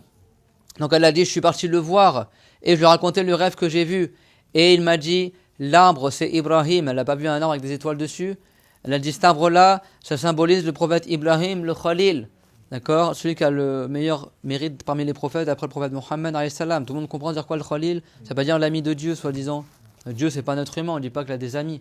Ça, ceux qui apprennent sur Internet, qui se blâment qu'eux-mêmes. Tous ceux qui apprennent en lisant dans les livres et sur Internet des traductions qui sont erronées et qui s'égarent, qui se blâment qu'eux-mêmes, parce que toute chose qu'on apprend dans la vie, on l'apprend avec un enseignant. Pourquoi aujourd'hui, les 3/4 des gens en France, ils n'apprennent pas la religion avec un enseignant, qui se blâment qu'eux-mêmes, et ils seront interrogés le jour dernier sur ça. Ils seront interrogés, tu seras interrogé mon frère et ma soeur, si tu t'égares, tu n'auras pas d'excuse le jour dernier. Dieu nous a ordonné d'apprendre avec un enseignant. Ceux qui apprennent dans les livres tout seuls, ils disent soi-disant Ibrahim l'ami de Dieu, ou sur Internet, ils disent n'importe quoi, qui se blâment qu'eux-mêmes. Aujourd'hui, les 3/4 du contenu que tu vois sur Internet, c'est du grand n'importe quoi. Et les 3/4 des traductions, c'est du grand n'importe quoi aussi. C'est ça qu'il faut apprendre la religion. Khalil, ça veut dire man balara al-khulla. Al-khulla huwa man balara al-ghaya fi al-inqitar bi ibadatillahi ta'ala. Celui qui a atteint le plus haut degré dans le recueillement et l'adoration à Allah. Ça ne veut pas du tout dire l'ami de Dieu. Dieu, c'est pas un être humain, il n'a pas d'amis. Toi, tu es équivalent à Allah pour dire que tu es l'ami de Dieu, a'ouz billah. Même le prophète, il a dit, si j'avais eu un Khalil, ça aurait été Abu Bakr. Et Abu Bakr, c'est le meilleur des saints. Et malgré ça, il a dit, moi, j'ai pas de Khalil, parce que je suis le Khalil de Allah. Subhanallah, il n'y a que 2 prophètes qui ont eu ce titre-là. Et après, il y a des gens, ils vont dire, toi, tu es le Khalil de Dieu ou l'ami de Dieu, etc. A'ouz billah. Et donc il a dit cet arbre-là, c'est Ibrahim al-Khalil. Et les étoiles florissantes sur elle, ce sont les prophètes, de parmi ses enfants. Et l'étoile la plus éminente et la plus scintillante que tu as vue, dont sa lumière était plus forte que toutes les autres lumières des étoiles, ça c'est un prophète qui viendra durant cette époque-là, qui va casser les idoles et qui adorera Ar-Rahman. Et quand on veut que cette étoile-là, elle est tombée entre tes bras, dans ton ventre, ça veut dire que tu le mettras au monde et que son mérite sera au-dessus de tous les autres mérites des humains. De l'Orient à l'Occident se diffusera également la preuve de sa véracité. Et donc elle a dit, je suis alors retournée chez moi en étant heureuse. Puis Abdullah, le père du prophète, il est tombé malade et il est mort à Médine. Donc si dans certains cours je vous ai dit que Amina elle est restée toute seule chez elle et que son mari il était sorti, etc. Sachez qu'il y a divergence. Certains savants, ils ont dit que, et ça c'est l'avis le plus connu, c'est que le père du prophète est décédé alors que le prophète était encore dans le ventre de sa mère. Certains, ils ont dit que le père du prophète est décédé alors que le prophète il avait 2 ou 3 mois. Certains, ils ont dit que le père du prophète il est décédé après cela, plus loin encore. Et certains, il y a environ 4 ou 5 avis différents sur le décès du père du prophète, alayhi salam. D'accord? Mais là, ce qu'on dit de manière générale, c'est que le père du prophète décédé alors qu'il était encore dans le ventre de sa mère. et sa mère, elle était enceinte depuis 6 mois. C'est bon, et son père est décédé, il est mort à Médine. Tandis qu'elle était enceinte du prophète, sallallahu alayhi wa sallam, et l'âge de son père au prophète était de 18 ans. C'est pour ça que les gens qui blâment le prophète Mohammed, alayhi salam, oui, il s'est marié avec Aïcha alors qu'elle était jeune, tout ça, sachez que chez les Arabes, surtout il y a 1400 ans, et jusqu'à aujourd'hui en Afrique, n'est-ce pas, et même en France, il y a environ une centaine d'années, c'était monnaie courante de se marier à 15 ans ou plus tôt que cela. L'âge légal du mariage en France, je ne sais pas si ça a changé, mais les années 50, etc., pendant notre époque, c'était ça. Et dans le passé, c'est 15 ans et 6 mois l'âge légal du mariage en France. Et 3 mois. 15 ans et 3 mois, elle a dit. D'accord. Et dans le passé, il y a des femmes, elles se mariaient, des fois elles avaient 11 ans, des fois elles avaient 10 ans, elles étaient déjà des femmes. Donc les gens qui essayent de dire que le prophète c'était un pédophile, etc., le prophète Mohammed, il s'est marié avec Aïcha. Les femmes dans le passé, vous savez que Shafiri, il a déjà rencontré une femme, à son époque, elle était grand-mère à 21 ans. À 21 ans, elle était grand-mère. Pourquoi? Parce qu'elle s'est mariée à 8 ans, et sa fille, elle a eu 8 ans, et elle a eu une fille aussi. Bah oui. Et dans le passé, c'est pas comme les filles d'aujourd'hui qui sont des bébés, elles ont 13 ans, on dirait encore des bébés. En Afrique, n'est-ce pas en Afrique jusqu'à aujourd'hui, t'as pas des filles à 8-9 ans, elles ont déjà des corps de femmes? C'est vrai ou pas ça? Jusqu'à aujourd'hui. Dans les pays chauds comme en Irak, etc., et en Arabie où il fait très chaud aussi, les filles très jeunes, elles ont les menstrues. Des fois, à 8-9 ans, sont déjà des femmes, elles ont déjà un corps de femme. Donc s'il y en a, ils entendent que le prophète s'est marié avec Aïcha, elle avait 8 ans, c'était pas du tout un pédophile. Parce qu'à l'époque, les femmes à 8 ans, elles avaient leur menstrues, c'est déjà des femmes. C'est déjà des femmes à 8-9 ans. C'est quoi l'âge minimum des menstrues dans l'école de Shafiri? C'est 9 ans lunaire moins 15 jours. Pourquoi? Parce que Shafiri, il a rencontré des femmes qui avaient 9 ans. Et il a dit, la femme, celle qui a la plus jeune qui a eu des menstrues, elle était grand-mère, elle avait 21 ans. Elle s'est mariée à 9 ans, elle a eu une fille, et sa fille à 9 ans, elle s'est mariée, elle a eu une fille aussi. Ça veut dire qu'à 21 ans, elle était déjà grand-mère. Et ça, c'était courant chez les Arabes dans le passé. Et alors, j'ai pas dit 8 ans. Si, j'ai dit 8 ans. Shafiri, c'est basé sur les femmes d'Irak. Ça, c'est quelque chose qu'on a su dans la religion par l'observation. C'est pas rapporté dans les textes à partir duquel la femme a les menstrues. À Shafiri, en Irak, Shafiri, à Bagdad, il a trouvé 8 ans. Dans d'autres pays, ça peut être plus tôt que cela. Dans d'autres pays, c'est plus tard. En France, c'est 11-12 ans. Mais la France, c'est la France. Dans les pays arabes, même en France avant, c'était courant. Le prophète, c'était pas un pédophile, à 11 billah. Et chez les Arabes, c'était courant de se marier avec des femmes qui étaient extrêmement jeunes. Et c'était pas blâmable. C'était blâmable. Pourquoi personne n'a jamais parlé à l'époque du prophète sur ça? Pourquoi personne n'a critiqué le prophète alors qu'il cherchait la moindre petite bête pour blâmer le prophète? Il disait que c'était un sorcier, que c'était soi-disant un poète, que c'était un fou, etc. Tu verras aucun mushrikin, même ceux qui l'ont le plus détesté, ils n'ont dit une seule critique sur le prophète Mohammed, sur le fait qu'il s'était marié avec une femme qui était jeune. Pourquoi? Parce que chez les Arabes, c'était quelque chose de bien, de se marier avec des femmes qui étaient jeunes. Et jusqu'à récemment, c'était bien même en Europe. N'est-ce pas? Donc c'est des gros hypocrites ceux qui blâment le prophète sur ça, en prétendant que c'était un pervers, etc. Hacha, ou le prophète Mohammed, c'était le meilleur des hommes, le plus modeste. Donc prêtez pas attention à ceux qui essaient de salir la réputation du prophète, comme quoi c'était un pédophile. Le prophète Mohammed, qu'est-ce qu'il faisait comme ça dans le musulman? N'est-ce pas que Sulaym, son fils, il est mort, son garçon, et elle l'a caché à son mari. Et après, ils ont fait le rapport, elle en a parlé au prophète, et le prophète, il a dit, Barakallahu fi laylatikuma, que Dieu bénisse votre nuit. Et après, ils ont eu un enfant qu'ils ont appelé Abdullah. Et après, cet enfant-là, ils l'ont ramené au prophète, à Médine. Et le prophète, qu'est-ce qu'il a fait? Il a pris de sa salive honorée, il a mâché une date, il a pris sa salive honorée, et après, il l'a mis dans la bouche de l'enfant, pour que l'enfant ait des bons caractères, ce qu'on appelle la tahnik. Il a pris de sa salive et il l'a mis dans la bouche de l'enfant, avec la date. Et l'enfant, il a fait avec sa langue, il a pris tous les restes de salive et de date. Et le prophète, il a souri, il a dit Hada hubbul ansar lit tamar. Il a dit ça, c'est l'amour qu'ils ont le ansar des dates. C'est-à-dire même leurs bébés, ils aiment les dates. Et l'enfant, pour la baraka du prophète, ils l'ont ramené au prophète. Et le prophète, il l'a nommé Abdullah. Et ça, dans le sort de musulman. Vous savez qu'est-ce qu'ils disent les ennemis de l'islam? Ils disent oui, comment le prophète s'y met sa salive dans la bouche d'un bébé? Soi-disant, ça veut dire qu'il lui a roulé une pelle, soi-disant qu'il l'a embrassé sur la bouche, ça veut dire que le prophète c'était un pédophile. Mais qu'est-ce qu'ils racontent ces gens-là? Vous savez comment ils salissent la réputation du prophète? Ils interprètent tout de la mauvaise manière. Alors que ces gens-là, ce sont eux les pédophiles en plus. comme eux ils font de la pédophilie, ils accusent le prophète Mohammed d'être un pédophile. A'ouz billah. Comme c'était un pervers tout ça. Et Aïcha il l'a pas violée, il s'est marié avec elle, d'un mariage valable. Aïcha le prophète, depuis qu'elle était bébé, il savait qu'elle se mariait avec elle. Parce que c'est l'ange Jibril qui lui a fait savoir. Et après il l'a dit à Abu Bakr as-Siddiq qui était le meilleur des hommes. Et Abu Bakr, il a conservé sa fille pour le prophète Mohammed. Parce que quand Khadija est décédée, Jibril est venu voir le prophète Mohammed et il a ramené à Aïcha, il a dit ce bébé-là, quand il sera plus grand, sera ta femme. Et elle amoindrira une partie de ta tristesse au Mohammed. Et après le prophète, il a dit à Abu Bakr à sa femme de prendre soin de Aïcha. Donc arrêtez de, faut pas écouter la parole des gens qui blâment le prophète Mohammed. Surtout que ces gens-là, qui soient athées ou juifs ou chrétiens ou ce que tu veux, va voir dans leur religion eux qu'est-ce qu'ils disent. Que déjà ils se regardent eux-mêmes, ils critiquent le prophète Mohammed et eux, aujourd'hui les athées en France, ils disent quoi? Avec les LGBT, avec les trucs, il y en a ils se marient avec leur chat, il y en a ils autorisent la pédophilie, il y en a maintenant ils veulent mettre la pédophilie à l'école, maintenant il y en a ils disent on peut se marier entre femmes, on peut se marier entre hommes, il y a même certains pays où ils se marient avec leurs animaux de compagnie. Et après vous venez critiquer l'islam et critiquer le prophète Mohammed mais regardez chez vous d'abord, balayez devant votre porte. Ces gens-là, beaucoup de gens écrivent avec l'islam, mais ils cachent ce qu'ils ont chez eux. Qu'on s'intéresse chez vous, il y a quoi? Qu'on s'intéresse chez vous, il y a quoi? A'oudhu billah. Le prophète Mohammed, il est pur. Il est béni entièrement.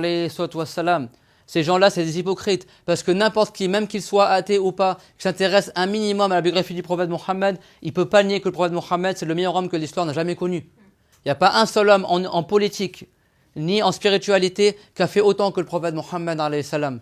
Malgré tous les mensonges que les gens ils disent, aujourd'hui le nom que les gens ils portent le plus dans le monde c'est Mohammed alayhi salam. Le nom qui est le plus mentionné dans le monde entier c'est Mohammed. Dans toutes les prières on dit wa ashhadu anna Muhammadan Rasulullah. Dans tous les appels à la prière on cite le nom du prophète Mohammed alayhi salam. Et ça personne ne peut le nier. Et même les grands écrivains français comme Victor Hugo, comme d'autres, etc., ils ont fait l'éloge du prophète Mohammed alayhi salam. Parce que personne ne peut nier cette grande figure historique que le prophète Mohammed alayhi salam, qui est né durant le mois de l'Ambir Enil Awwal. Il y a tellement de choses à dire qu'on aurait pu passer tout le mois à parler de la naissance du prophète alayhi salam. Le premier mois où elle était enceinte, Amina, elle a vu un homme très beau lui rendre visite. Certains ont dit que c'était dans le rêve, certains ont dit que c'était en réalité. Elle a dit mais qui tu es, ô bel homme? Et il a dit moi je suis Adam alayhi salam. Elle a dit mais qu'est-ce que tu veux de moi, ô père des êtres humains? Il a dit prends la bonne nouvelle, ô Amina, que tu es enceinte du maître des êtres humains et celui qui est la fierté de Rabi'a et de Modor, de ses ancêtres, yani, celui pour qui la lune sera fendue en deux, celui à qui passera le salam, la pierre, et que l'arbre il se déplacera pour être à son service. Et lorsqu'elle était au deuxième mois de sa grossesse, il y a un homme qui est venu la voir, qui était très éminent, qui était très beau, qui lui a passé le salam, et qui a dit « Assalamu alayka ya Rasulallah », tout comme il a fait Adam alayhi salam. Et elle a dit « Qui es-tu, ô mon maître ?» Et il a dit « Moi je suis le prophète Shith ». Elle a dit « Mais que veux-tu, ô Shith ?» Elle a dit « Apprends la bonne nouvelle, ô Amina, que tu es tombée enceinte du prophète éminent, le prophète qui a un grand mérite, changement de Allah Azza wa Jal. Le lézard du désert, il parlera devant le prophète alayhi salam, et la pierre lui passera le salam. » Et après il est parti. Dans le troisième mois de sa grossesse, il y a un homme très beau, très éminent, est venu voir Amina, il a passé le salam également. Il a dit « Assalamu alayka ya Muzammil » Muzammil, assalamu alayka ya Muddathir. Il a dit que le salut soit sur toi, toi al-Muzammil, celui qui a été recouvert par une couverture. Quand il a reçu la révélation pour Mohammed, Khadija l'a couverte avec une couverture parce il tremblait lors de la révélation. Et c'est des noms qui sont connus du prophète Mohammed qui sont rapportés dans le Coran. Et elle a dit mais qui tu es? Et il a répondu sur le prophète Idris alayhi salam. Elle a dit mais qu'est-ce que tu veux, ô Idris? Elle a dit apprends la bonne nouvelle, ô Amina, que tu es tombée enceinte du prophète qui est le chef, qui est le joyau scintillant et précieux, qui est celui qui sera le maître élogieux. Et pareil, dans le 4e mois, il y a un autre homme qui est arrivé, et c'était le prophète Nour qui a dit la même chose également. Après, également, dans le 6e mois, c'est le prophète Ibrahim alayhi salam qui est venu entre Dame Amina durant sa grossesse. Durant le 7e mois, c'était le prophète Ismaïl alayhi salam, l'ancêtre du prophète Mohammed sallallahu alayhi wa sallam. Et dans le 8e mois, c'était le prophète Moussa alayhi salam qui a rendu visite à la mère du prophète Mohammed alayhi salam, Amina, et qui a annoncé la bonne nouvelle de la venue du prophète. Et enfin, dans le 9e mois, c'était le prophète Isa alayhi salam, tout vêtu de laine, qui a passé le salam au prophète alors qu'il est dans le ventre de sa mère et qui a annoncé la bonne nouvelle de sa venue. Alayhimus salatu wassalam. Et donc la nuit du 12 de Rabi'in al-Awwal, elle a accouché et Abdul Muttalib, il était sorti pour faire les tours autour de la Kaaba, lui ainsi que ses enfants, c'est-à-dire avec les oncles du prophète, alayhi wassalam, son père était déjà mort, et Amina elle est restée toute seule et il n'y avait personne avec elle. Et Abdul Muttalib, il avait fermé sur elle la porte de la maison de crainte que quelqu'un y rentre dans la maison la nuit. Et donc Amina, avant d'accoucher, elle a dit « Je suis restée seule dans la maison, toute seule, et j'ai entendu comme une sorte de mouvement entre les cieux et la terre. Et c'est alors que j'ai vu un ange éminent, très grand, et il avait dans sa main 3 drapeaux. Il a étendu le premier drapeau à l'occident de cette terre, et l'autre à l'orient de cette terre, et le troisième sur la mosquée honorée. Et Amina, elle a dit « Et lorsque c'était la nuit du 12 Rabi'in al-Awwal, j'ai senti que celui qui était dans mon ventre, il voulait descendre de mon ventre, et c'est alors que j'ai été pris par les pleurs, parce que j'étais toute seule dans la maison, il n'y avait personne pour m'aider à accoucher. Et c'est alors que je me suis mise à regarder un des coins de la maison, et c'est alors que 4 femmes, qui étaient grandes de taille, sont apparues dans la maison, et elles étaient aussi belles que des pleines lunes. Elles avaient des pagnes autour de leur taille, elles étaient blanches, et elles embaumaient de parfum. Et c'est alors que je leur ai dit à ces 4 femmes-là, « Mais qui êtes-vous donc, vous dont Allah Azza wa Jal m'a aidé par votre présence, et que grâce à vous, mon souci, il est apaisé. » Et la première de ces 4 femmes, elle a dit « Je suis Maryam, fille de Rimran. » Celle qui est à ta gauche, c'est Sarah, la femme de Ibrahim. Et celle qui t'appelle de derrière, c'est Hajar, la mère de Ismaïl. Et celle qui est devant toi, c'est Asiya, fille de Muzahim, la femme de Pharaon. C'est-à-dire les 4 meilleures femmes du monde. Elles étaient présentes, elles ont assisté et elles ont assisté l'accouchement de Amina, la mère du prophète, alayhi salatu wassalam, wa alayhinna salam. Et donc elle a dit, j'ai alors appris la bonne nouvelle de ces femmes-là et j'étais heureuse d'une joie immense par leur présence. Et donc la première d'entre elles s'est approchée de moi et elle a dit, Abshiri ya Amina, ma mithluki wa qad hamilti bi sayyidi ahli al-ardi was-sama' wa misbah ad-dunya wa khatam al-anbiya wa habib al-mustafa.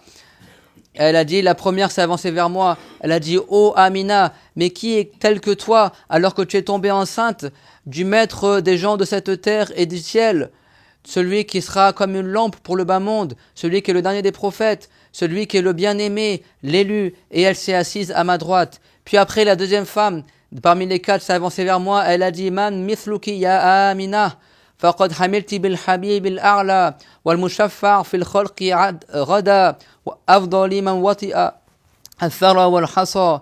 Elle a dit, mais qui est tel que toi, ô Amina, alors que tu es tombée enceinte du bien-aimé élevé, de celui à qui on demandera l'intercession au jour dernier, demain, au jour dernier, celui qui sera le meilleur à fouler le sol ainsi que la terre. Et puis, elle s'est assise à côté de moi. Et la troisième femme s'est avancée vers moi, elle a dit, Ya Amina, nuhanni'uki bi sayyid al-bashar wa fakhri rabi'ata wa mudar man yanshaqu lahu al-qamar wa yukallimuhu al-shajar wal-hajar thumma taqaddamat al-rabi'a wa hiya akbaruhunna haybatan wa aktharuhum bahjatan wa nadat ya Amina man mithluki qad khusisti bil mab'uthi bil fada'il wal mafakhir sahib al mu'jizat wal ma'athir. ثم جلست بين يدي وقالت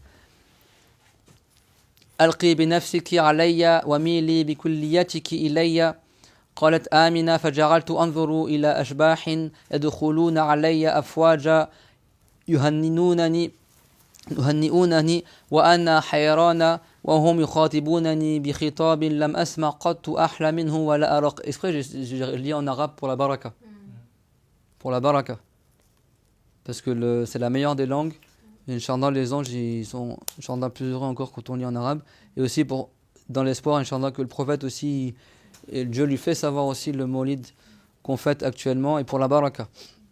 Et donc la quatrième, elle est venue, elle a dit, donc la troisième, elle a dit, on te donne la bonne nouvelle que tu es enceinte du maître des hommes, la fierté de Rabi'a et de Mudar, celui pour lui la lune sera fendue en deux, l'arbre lui parlera. Vous savez que le prophète alayhi salam il disait, certes, avant que je sois prophète, il y a une année à la Mecque, des passages, des chemins dans la nature. À chaque fois que je passais à ce passage-là, il y avait un arbre et un rocher qui me passait le salam. Et après, il a dit, jusqu'à présent, je sais c'est quel rocher, quel arbre, etc. Même Ali, il disait, alayhi salam, je passais pas avec le prophète dans les chemins, sans qu'on passe à côté d'un rocher ou d'un arbre et qu'il passe le salam au prophète Mohammed, alayhi salam. Ça, c'est parmi les annonces du prophète Mohammed, alayhi salatu wassalam. Nous, on aime le prophète Mohammed et on ne fait pas attention à tous les gens. Aujourd'hui, c'est de pire en pire aujourd'hui. Il y a de plus en plus de gens qui essaient de casser l'islam, d'aller athées. Les gens, ils essaient de diffuser, soit disant que c'était. Ils mentent sur le prophète, ils insultent le prophète Mohammed, alayhi salam. Nous, on ne calcule pas. Il y a de plus en plus de guerres à notre époque. Nous, on reste ferme sur l'amour du prophète, alayhi salam. Et l'amour du prophète, c'est pas juste dire qu'on aime le prophète, c'est de suivre le prophète Mohammed, alayhi salam, de la bonne manière, en apprenant la religion et en appliquant la religion. قُلْ إِن كُنْتُمْ تُحِبُّونَ اللَّهَ فَاتَّبِعُونِي يُحْبِبْكُمُ اللَّهُ. Si vous aimez Allah, alors suivez-moi, Dieu vous agréera. Et donc elle a dit, Amina, que j'ai vu plein de lumières arriver et plein de choses qui passaient, qui me disaient les plus belles des paroles et qui annonçaient la venue du prophète Mohammed alayhi salam. Elle a dit, je n'entendais pas d'aussi belles paroles que ce que j'ai entendu ce jour-là. Et elle a dit, j'ai vu des lumières arriver dans la maison, rebondir de tous les côtés, etc. Et j'ai entendu des sons dans différentes langues qui parlaient, etc., qui disaient des belles paroles. Et Dieu, il a révélé à Ridwan, l'ange gardien du paradis, ô Ridwan, décore les jardins du paradis et met en rangée les hur et les wildan, c'est-à-dire les femmes du paradis, les enfants du paradis, mets-les en rangée. Par honneur pour le prophète Mohammed alayhi salam, Dieu il a fait que le paradis soit embelli, que les créatures du paradis se mettent en rangée. Et ils se sont embellis pour la venue du prophète Mohammed alayhi salam, et les arbres ont fleuri dans le bas monde, et le bas monde a été illuminé par la naissance du prophète alayhi salatu wassalam. Et donc Amina, elle a dit, je n'ai pas été prise par les contractions et les douleurs dont sont prises habituellement les femmes qui sont enceintes lorsqu'elles accouchent, mais je transpirais beaucoup, d'une transpiration qui sentait comme le musc, le meilleur des muscs. Et elle a dit que je me suis plaint parce que j'avais beaucoup soif, et c'est alors qu'un ange est arrivé et qui m'a fait boire d'un breuvage dans un récipient d'argent qui était blanc, qui était un breuvage qui était encore plus sucré que le miel, qui était encore plus frais que la neige, et qui était encore plus embaumant et parfumé que le musc al-asfar. Et donc je me suis mise à le boire, et c'est alors qu'il a émané de moi une lumière étonnante. Mon livre est en arabe, hein. J'essaie de vous traduire rapidement avec des termes en français, ça demande un peu d'effort.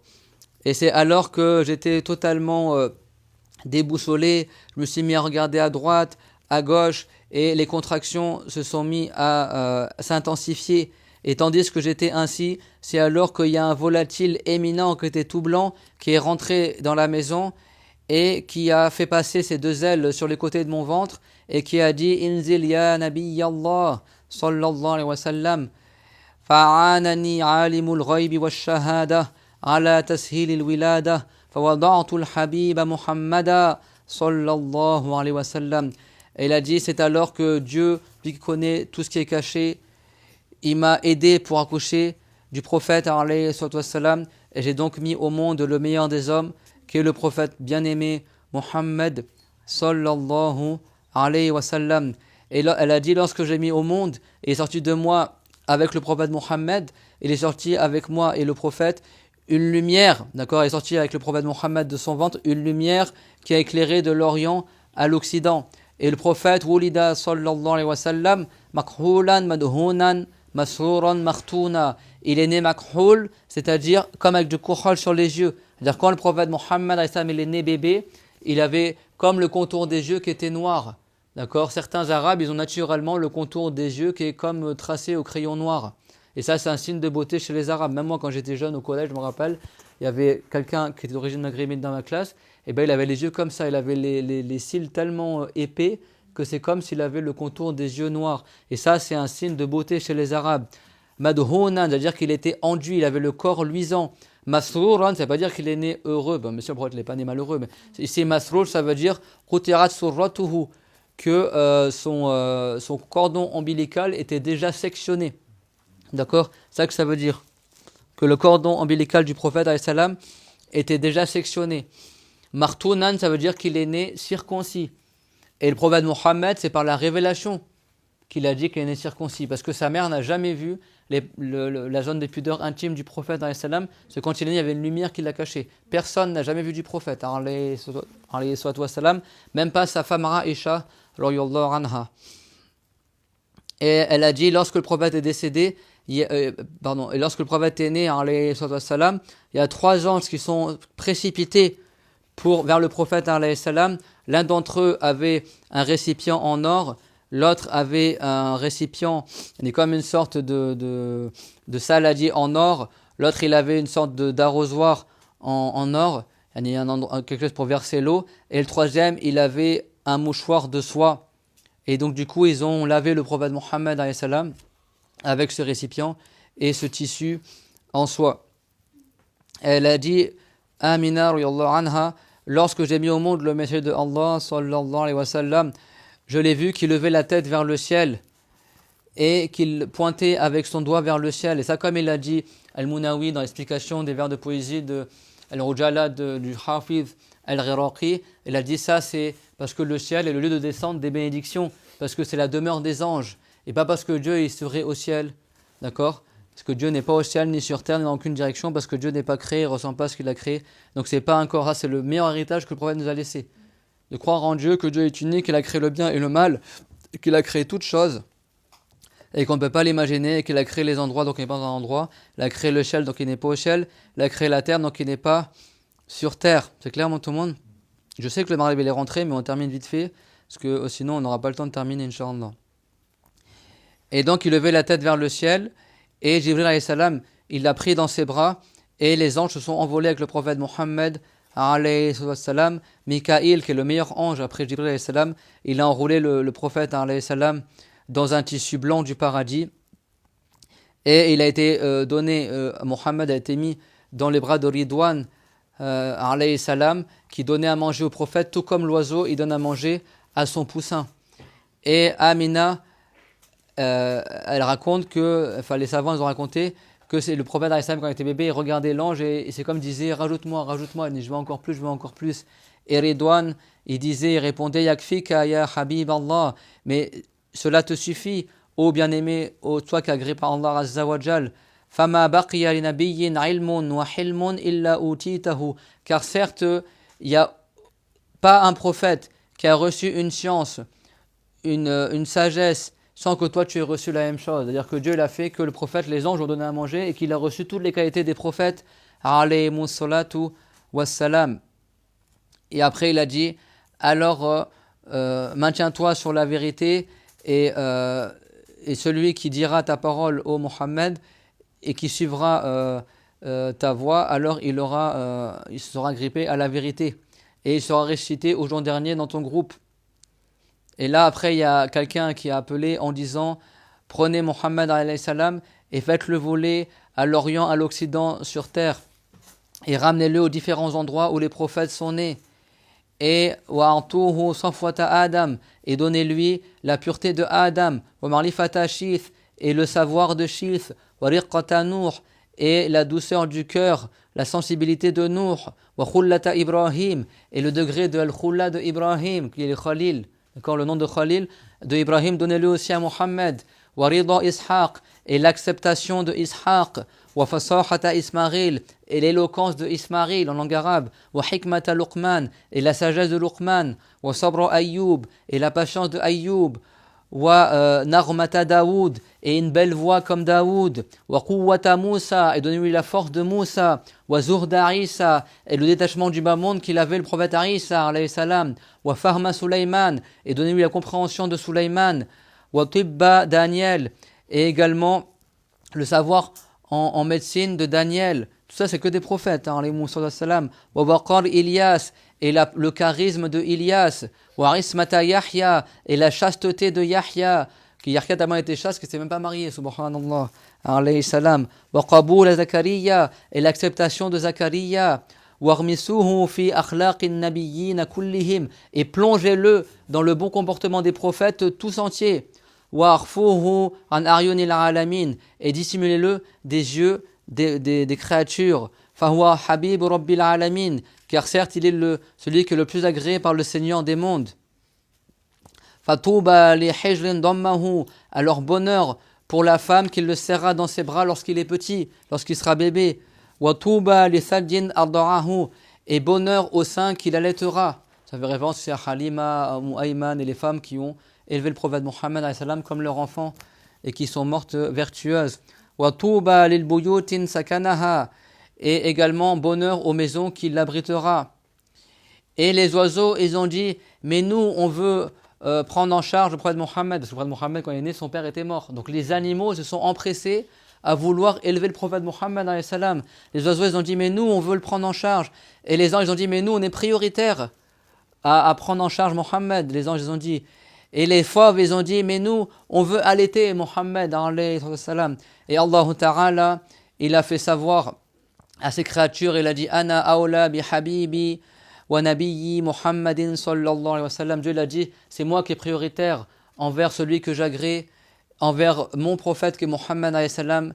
Et certes, j'ai prédestiné et j'ai voulu que personne n'allaitera si ce n'est mon esclave Halima Sardiya, qui était celle qui a allaité le prophète alayhi salatu wa salam. Le prophète qui avait les plus nobles des caractères, au point qu'il y a un homme qui a demandé à la femme du prophète Mohammed alayhi salam, Aïcha, comment étaient les caractères et les comportements du prophète Mohammed alayhi salam. Qu'est-ce qu'elle a répondu à Aïcha, comme il l'a rapporté dans le sahih de Muslim, à la fin du Sahih. Elle a dit, Ataqra'ul Qur'an, est-ce que tu lis le Qur'an? Est-ce que tu récites le Qur'an? Il a dit, Na'am. Elle a dit, Kana khuluquhul Qur'an. Elle a dit, si tu récites le Qur'an, sache que le comportement du prophète, c'était le Qur'an. Ça veut dire que tout comportement de bien auquel le Qur'an nous a incité à l'avoir, le prophète, il l'avait déjà, alayhi salatu wassalam. Les compagnons, ils disaient, إذا رأيت رسول الله صلى الله عليه وسلم كنت تقول الشمس طالعة. Si tu vois le prophète Mohammed sallallahu alayhi wa sallam, tu dirais le soleil vient de se lever.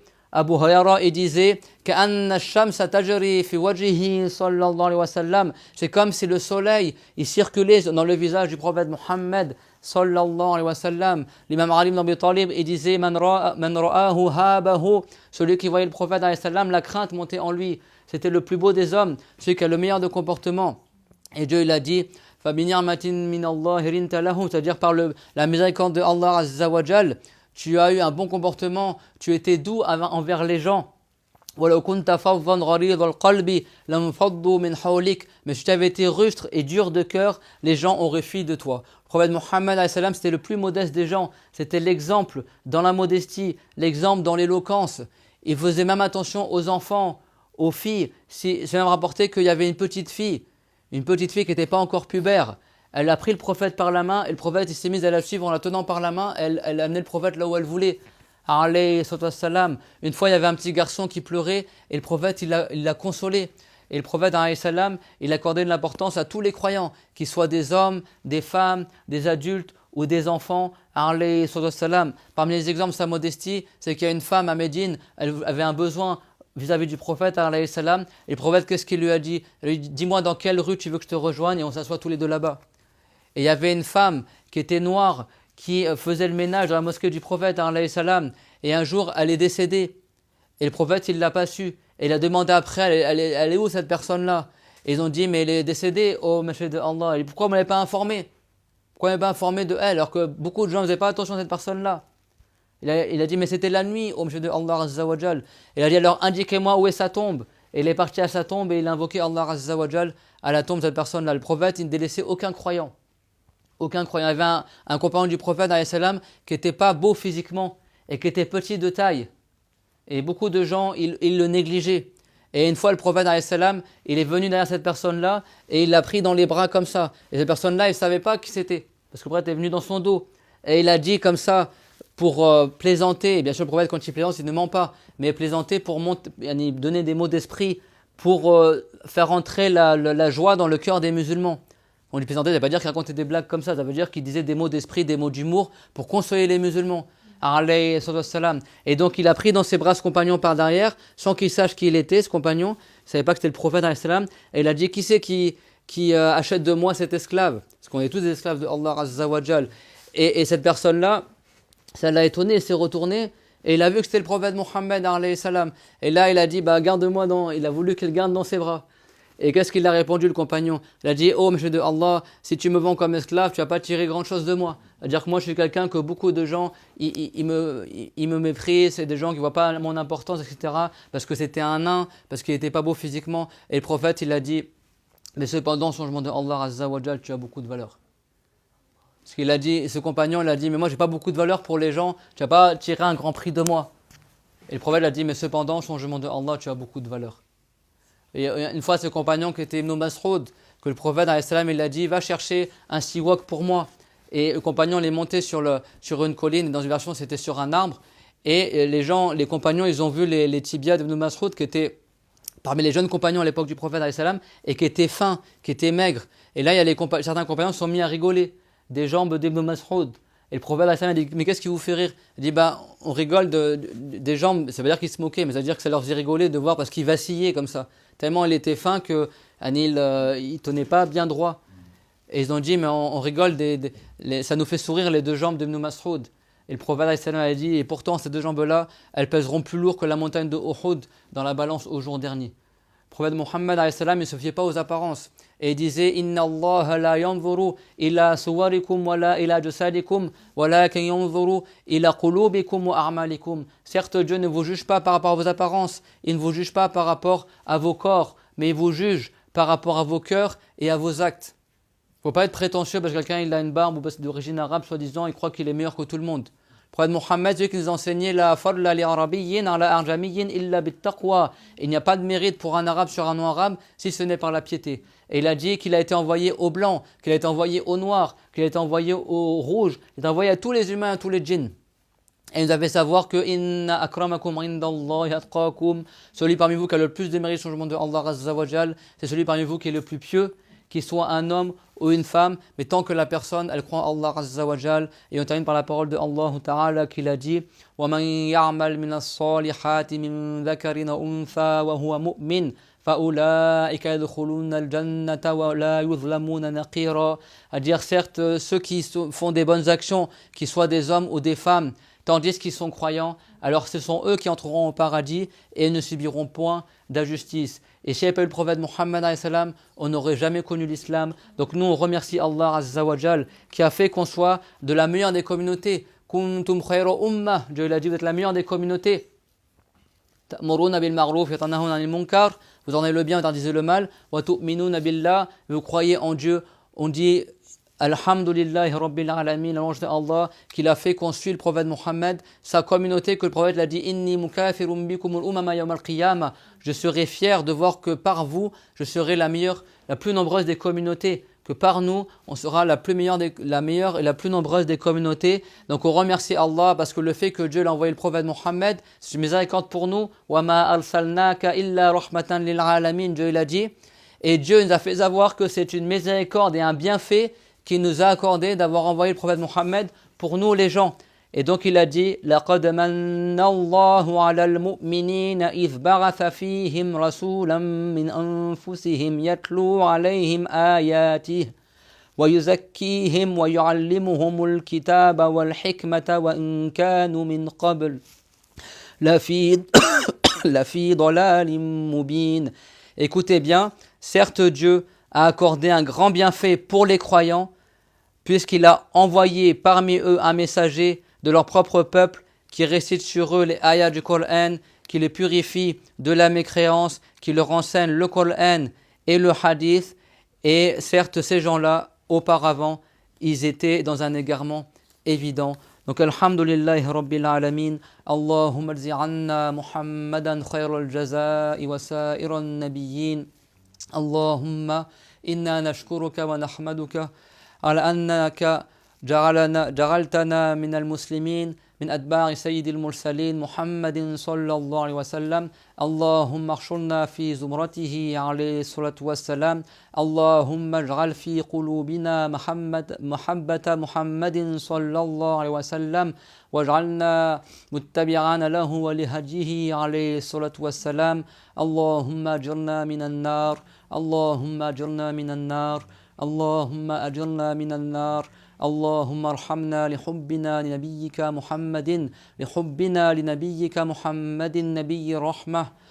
يا الله يا كريم اللهم اغفر لنا وللذين سبقونا بالإيمان. اللهم ادخلنا الجنة. اللهم ادخلنا الجنة. اللهم ادخلنا الجنة. اللهم آت كل منا سؤله من الخير. اللهم ارزقنا رؤية حبيبنا محمد صلى الله عليه وسلم في المنام على صورته الأصلية، وارزقنا رؤيته عند الوفاة يقظة يا الله، يبشرنا بالجنة يا الله يا كريم. اللهم اغفر لنا لحبنا لمحمد صلى الله عليه وسلم، وارحم من حضر هذا المجلس، واجعل هذا المجلس مجلسا مرحوما. اللهم بلغ سلامنا ودعاءنا لنبينا محمد صلى الله عليه وسلم، وأخبره بمحبتنا له يا الله يا كريم، فإنه قال عليه الصلاة والسلام: وشوقاه لأحبابي، ونحن نحبك يا رسول الله، ونحن نحبك يا حبيب الله، ونحن نعظمك يا عظيم الجاه. أدركنا بدعائك إلى الله يا محمد يا نبي الرحمة. ادعو الله تعالى يلطف بالمسلمين. اللهم ارزقنا زيارته وشفاعته عليه الصلاة والسلام، ومحبته وتعظيمه يا الله يا كريم، واجمعنا في الفردوس الأعلى به. اللهم شربنا شربة من حوضه عليه الصلاة والسلام، وتوفنا وأنت راض عنا يا الله. اللهم احفظنا جميعا من الشرك والكفر. اللهم اجعلنا هداة مهتدين غير ضالين ولا مضلين. اللهم احينا على السنة ومتنا عليها، واحشرنا عليها، واجعلنا من حراسها، وقنا شر ما نتخوف. اللهم اضرب الظالمين بالظالمين. اللهم اضرب الظالمين بالظالمين، وانصرنا على القوم الكافرين. اللهم انصر المسلمين في مغارب الأرض ومشارقها، والتف بالمسلمين في غزة وفي فلسطين وفي لبنان وفي الشام وفي جميع هذه الدنيا. اللهم متنا وأنت راض عنا، والحمد لله، وصلى الله على محمد وعلى جميع النبيين. لا إله إلا الله. اللهم صل على محمد وعلى آله وصحبه وسلم. رب اغفر لي وللمؤمنين والمؤمنات، وبارك الله فيكم، وأحسن الله إليكم.